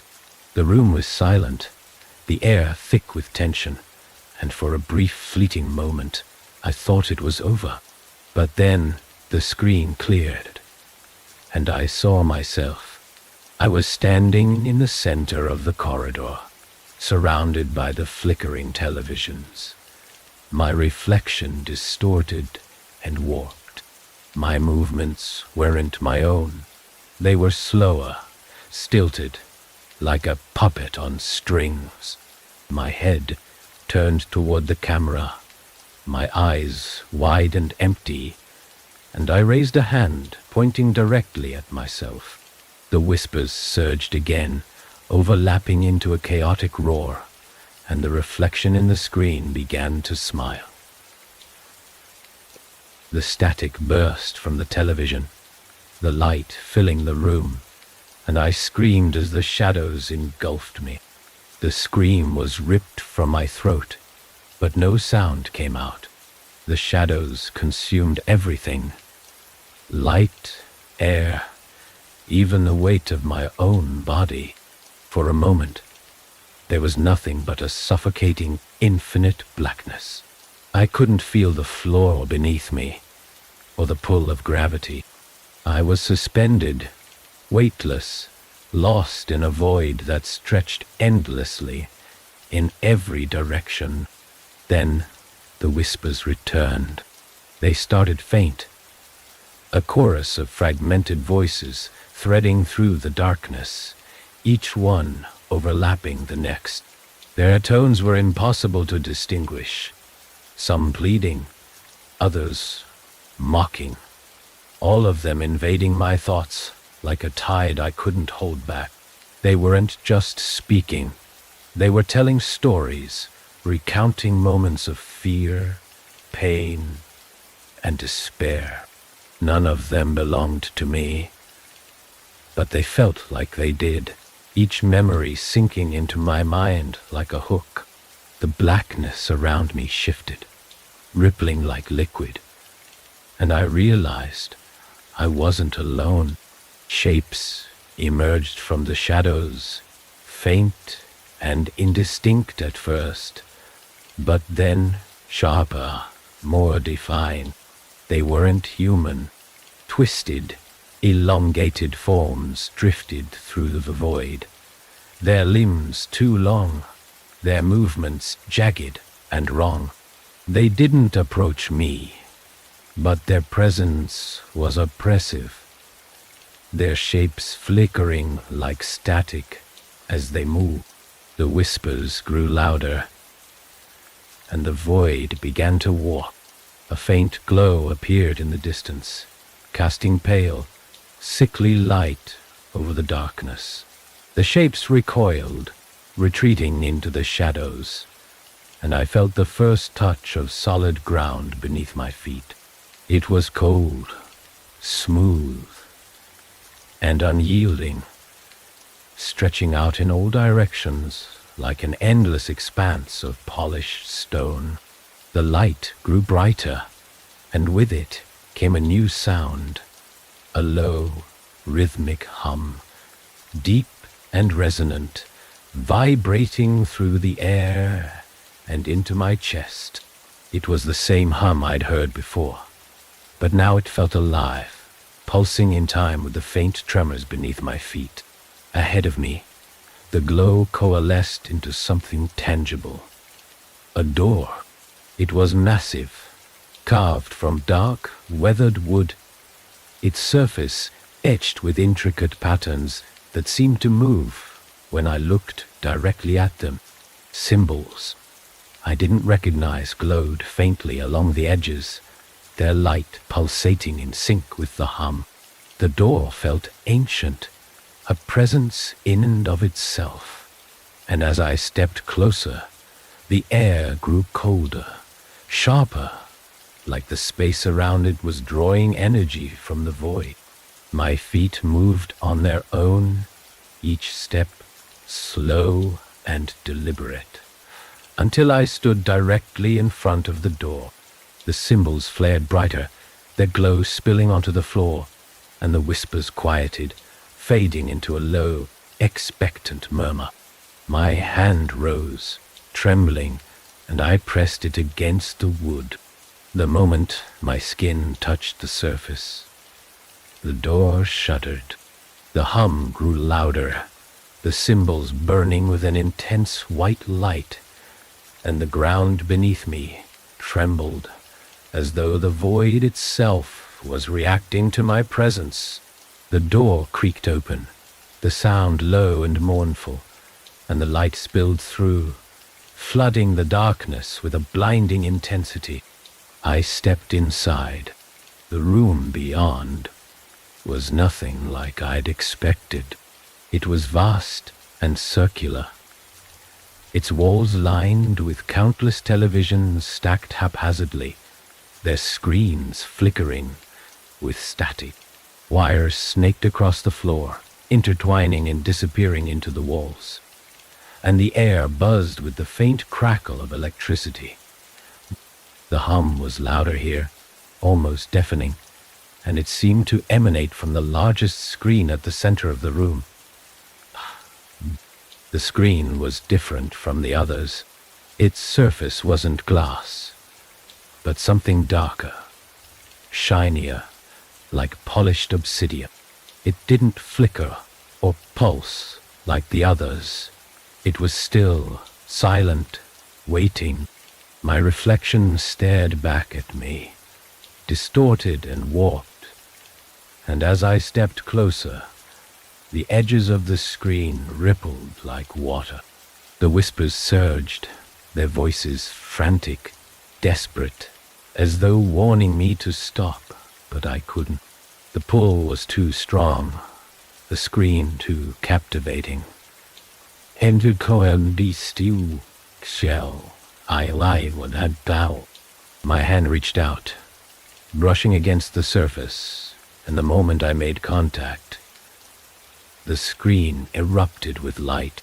The images came in a flood, fractured, chaotic, and overwhelming.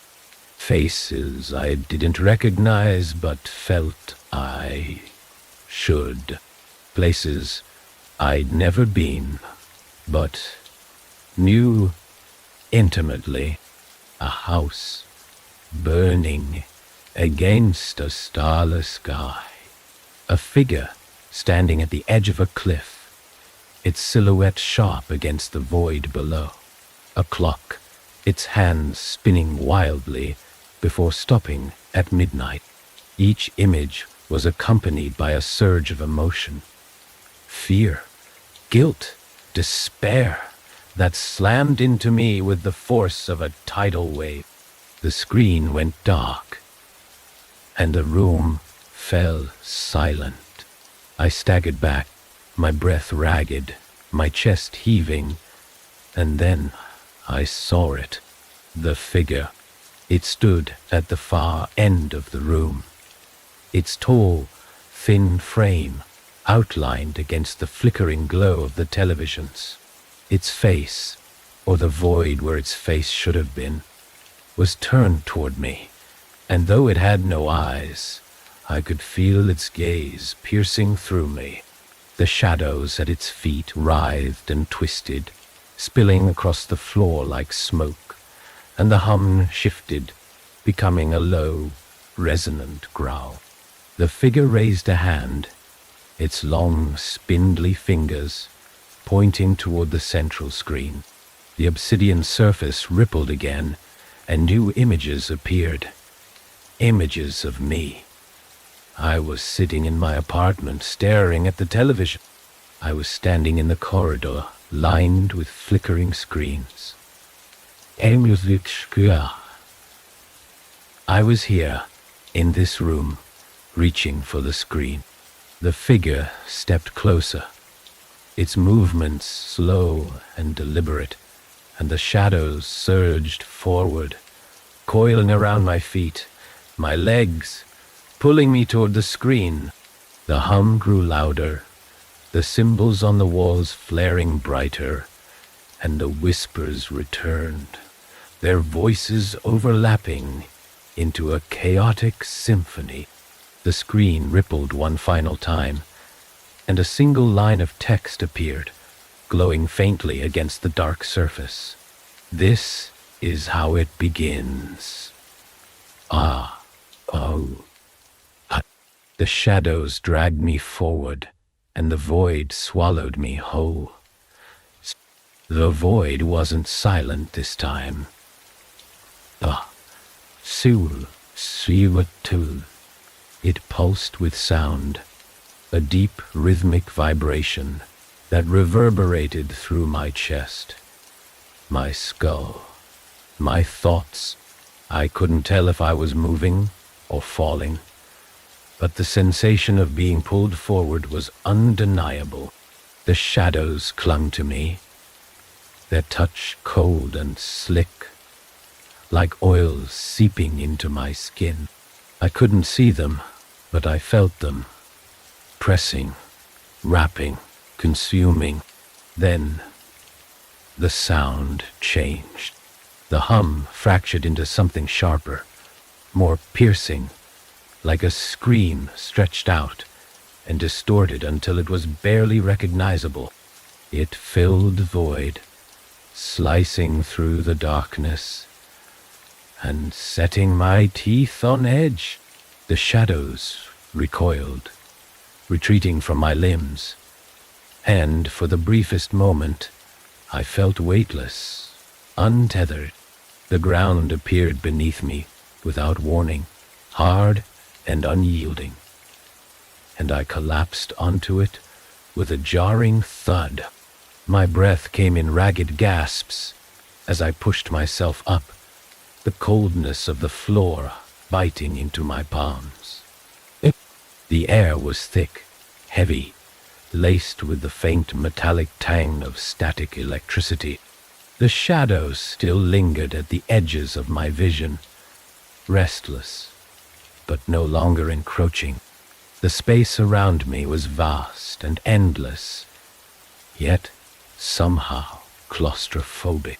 The walls, if they could even be called that, shifted and rippled like liquid, their surfaces reflecting faint, fractured images. Faces stared back at me, some familiar, others foreign, each one flickering like a faulty signal. Their mouths moved, but no sound came out, their expressions frozen in an eerie, eternal loop. In the distance, a faint glow broke through the darkness, pulsing in time with the hum that now seemed to come from everywhere and nowhere. The light wasn't warm or inviting. It was harsh, sterile, casting long, jagged shadows across the shifting floor. I didn't want to move toward it, but my feet carried me forward, each step slow and hesitant, as though the ground might vanish beneath me at any moment. The light grew brighter as I approached, revealing the source, another screen. It was massive, towering over me, its surface smooth and black, reflecting the faint light in unnatural, rippling patterns. The edges of the screen seemed to bleed into the darkness, as though it wasn't an object but a part of the void itself.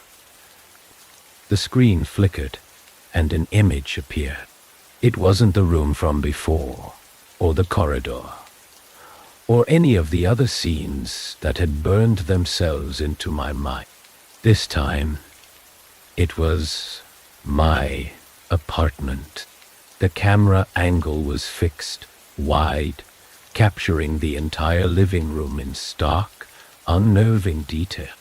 Everything was exactly as I had left it, right down to the half-empty glass of water on the coffee table.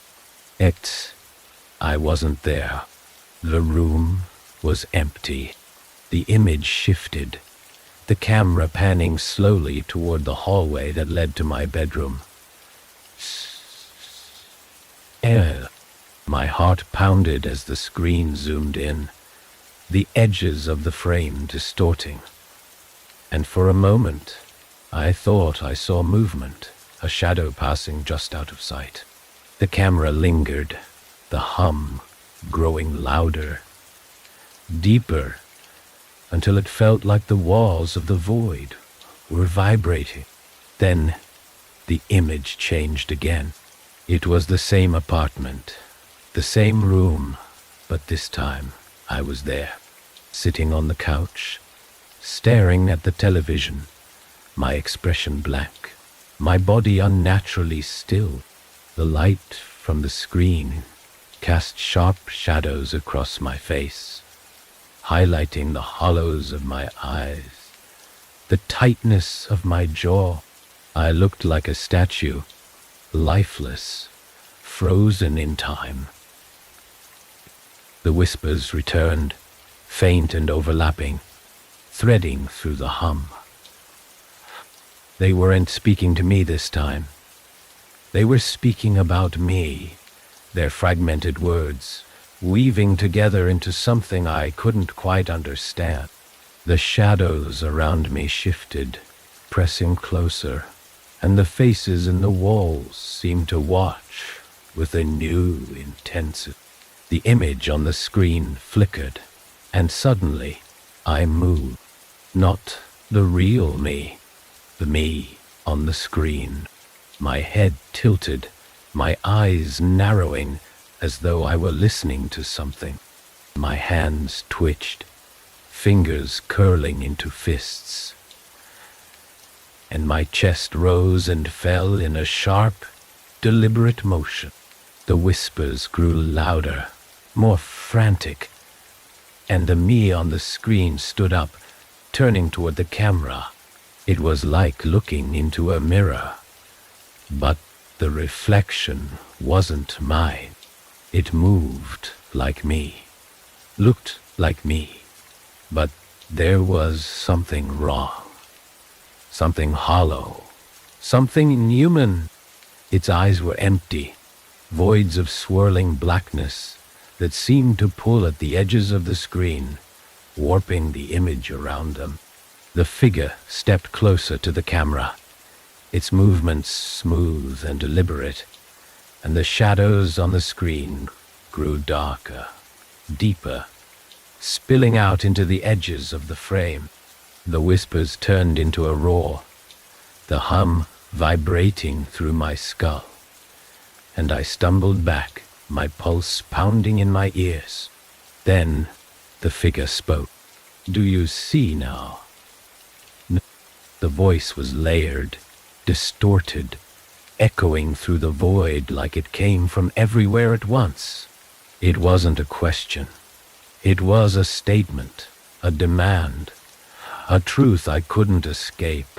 The figure reached out, its hand pressing against the screen, and the shadows surged forward, spilling out into the room.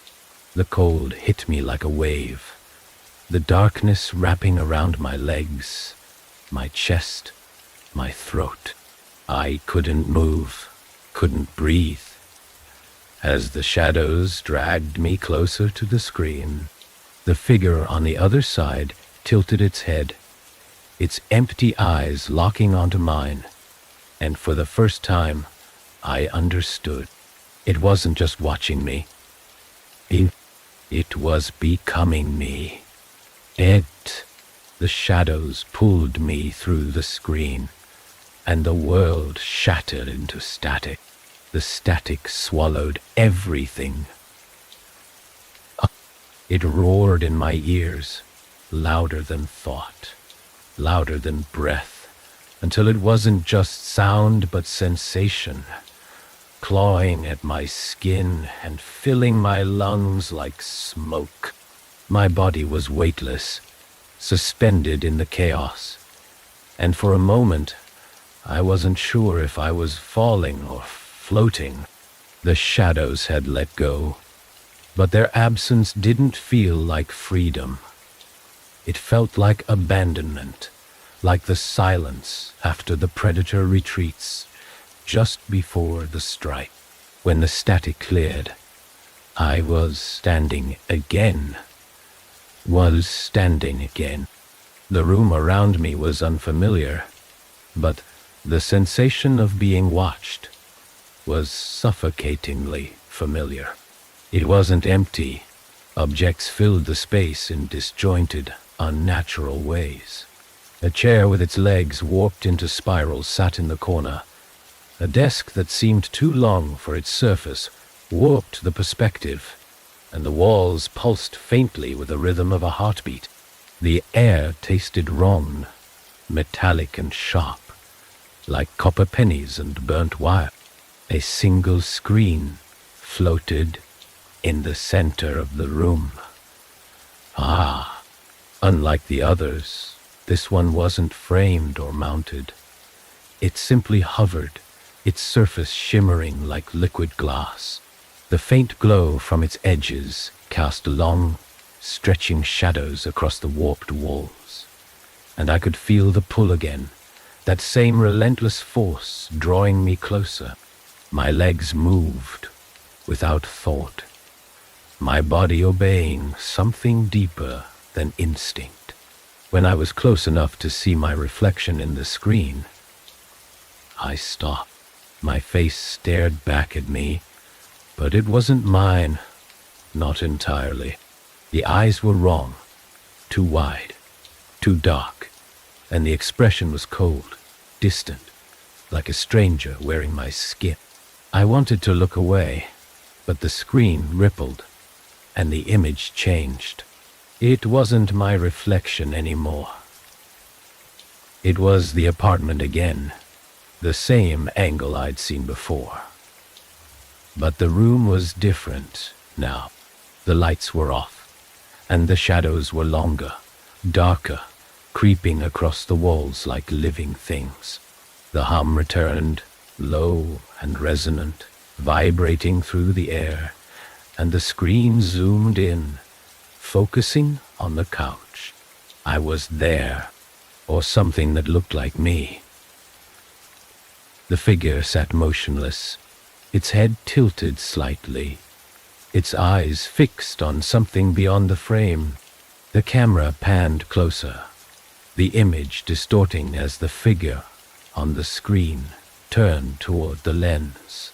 Its mouth moved, but no sound came out, just the faint crackle of static.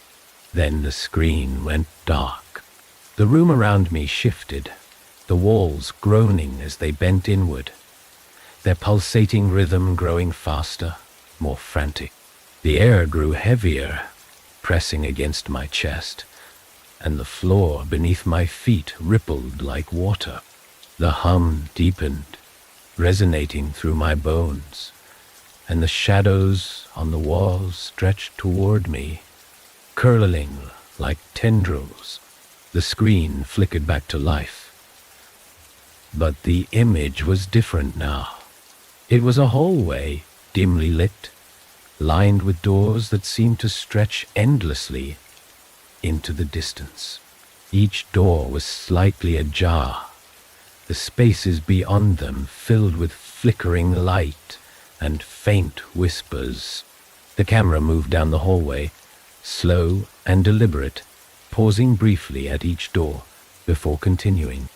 I felt the pull again, stronger this time, and before I could stop myself, I reached out and touched the screen. The room dissolved around me. I was in the hallway now. I know. The air was colder here, sharp and biting, and the whispers were louder, threading through the air like a song I couldn't escape. The floor beneath me was smooth and black, reflecting the faint light from the doors, and the shadows stretched long and thin across the walls. Each step I took echoed, the sound swallowed quickly by the oppressive silence that followed. The first door creaked open as I passed, the sound sharp and deliberate. Inside, I saw a room I recognized. My bedroom, but it wasn't right. The bed was stripped bare. The walls were cracked and peeling, and the window was boarded up from the inside. The hum was louder here, vibrating through the floor, and the shadows in the corners seemed deeper, darker, as though they were watching me. The whispers grew louder, their voices overlapping into a chaotic murmur, and I turned away, stepping back into the hallway. The door slammed shut behind me, the sound reverberating through the air, and the lights above flickered, casting everything into momentary darkness. When they steadied, the hallway seemed longer, the shadows thicker, and the doors were closer together. Each door was a memory, or something pretending to be one. The second door showed me a park I hadn't visited in years, the swings swaying in an unseen breeze, the faint echo of laughter threading through the air. The third was a school hallway, its lockers dented and rusted, the faint smell of mildew and sweat lingering in the air. Each door opened without my permission, forcing me to confront moments I hadn't thought about in years. Fragments of a life that didn't feel like mine anymore. By the time I reached the end of the hallway, my chest was tight, my breaths shallow and uneven. The final door was different. It was larger than the others, its surface smooth and unmarked, and it pulsed faintly with the same rhythm as the walls. The whispers stopped. As I reached for the handle, the silence deafening in its absence, and my fingers hesitated, hovering over the cold metal. When I opened the door, the void greeted me. The screen was there, floating in the center of the endless blackness, its surface glowing faintly. The figure stood in front of it, its back to me, its head tilted as though watching the screen intently. The shadows around it writhed and twisted, their movements erratic, almost frantic, and the air crackled with static, sharp and electric. The figure turned slowly, its movements deliberate, and for the first time, I saw its face. It was me. Not a reflection, not a distortion, but me. Every feature, every detail, perfect and exact, except for the eyes. They were empty, black voids that swirled with a depth I couldn't comprehend. It smiled, and the shadows surged forward, dragging me into the void. The shadows didn't just pull me into the void. They became the void. They weren't around me anymore. They were inside me, filling my lungs with their icy weight, threading through my veins, clawing into every thought, every memory. The space where I ended and the void began disappeared. I didn't know if I was moving, falling, or simply dissolving. My body felt distant, abstract, like it was no longer mine to control. Then there was light. It pierced the darkness in a single, sharp burst, slicing through the shadows like a blade. The light didn't warm me. It was cold, sterile, and so bright it burned. The shadows recoiled, retreating from my skin, peeling back layer by layer until I could feel my body again. I gasped for air, my chest heaving, the taste of static sharp on my tongue. When I opened my eyes, I wasn't in the void anymore. I was standing in a room I didn't recognize. The walls were smooth and white, stretching upward into a ceiling that seemed impossibly far away. The floor beneath me was reflective, polished like glass, and my reflection stared back at me, warped and distorted. The air was silent, but it carried the weight of something immense, something watching. In the center of the room stood the screen. Et, ja, it was larger now, towering over me, its surface smooth and dark, rippling faintly as though it were alive. The hum returned, low and resonant, vibrating through the floor, and the air around the screen shimmered, distorting the space like heat rising from asphalt. My reflection was there again, but this time it wasn't mine. It was it, the figure, the thing that had taken my face. Edvu al believe nord in sutu. It stood still, watching me through the screen, its empty, swirling eyes locking onto mine.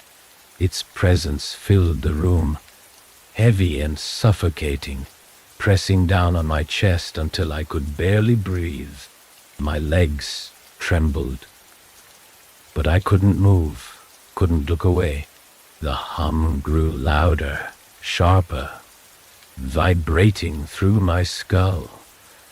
And then the reflection in the screen spoke. You've seen it now. You've become it. The words weren't spoken. They were inside me, raw and invasive, threading through my thoughts like venom. The screen rippled, and the reflection stepped forward, out of the glass, and into the room. It moved like me, walked like me, but it wasn't me.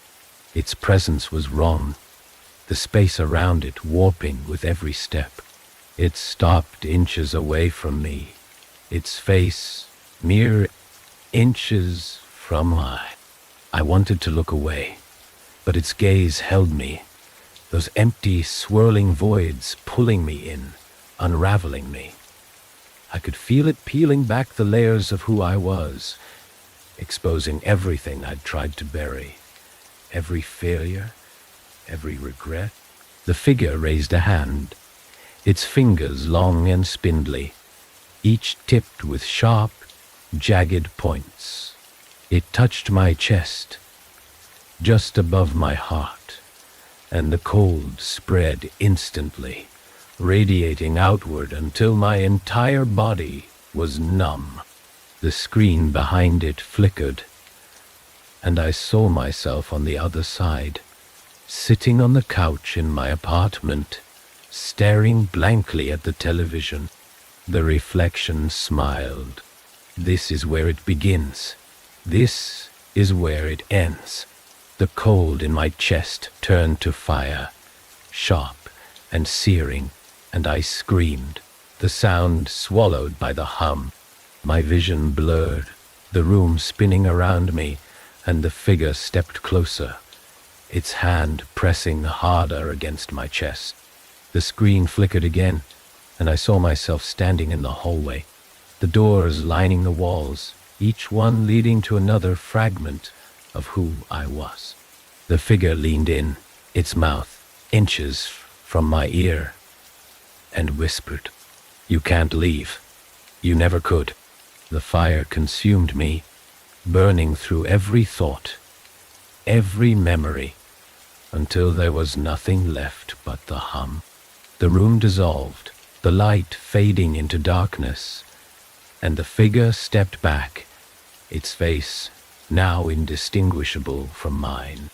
I felt the weight of it, the truth, the inevitability, and when I looked into its eyes, I finally understood. I wasn't the one being watched. Mule, that I to Tiul, the one being watched. I was the watcher. The screen went dark, and the hum stopped. For a moment, there was silence, the kind that pressed against your eardrums, so heavy it felt like sound would never return. Then slowly, the shadows began to stir, coiling and twisting, forming shapes that flickered and pulsed with faint, dim light. I turned to the screen, or maybe it turned to me. My reflection was there again, but this time it was just a reflection. My face stared back at me, blank and expressionless, but the eyes were different. They weren't mine anymore. They were empty, swirling, endless. The screen flickered once, and then it was gone. And so was the room, the shadows, the hum. Shivers, the human. I was back in my apartment, sitting on the couch, the television off, the remote still sitting untouched on the coffee table. The air was still heavy, and the faint smell of static lingered in my nostrils. I stood slowly, my body aching, my chest tight, and walked to the window. The city stretched out below me, the lights flickering in the distance, and for a moment everything seemed normal. But then I saw it. A faint, rippling reflection in the glass. My reflection. Feel me. It smiled. And behind it, the screen flickered to life.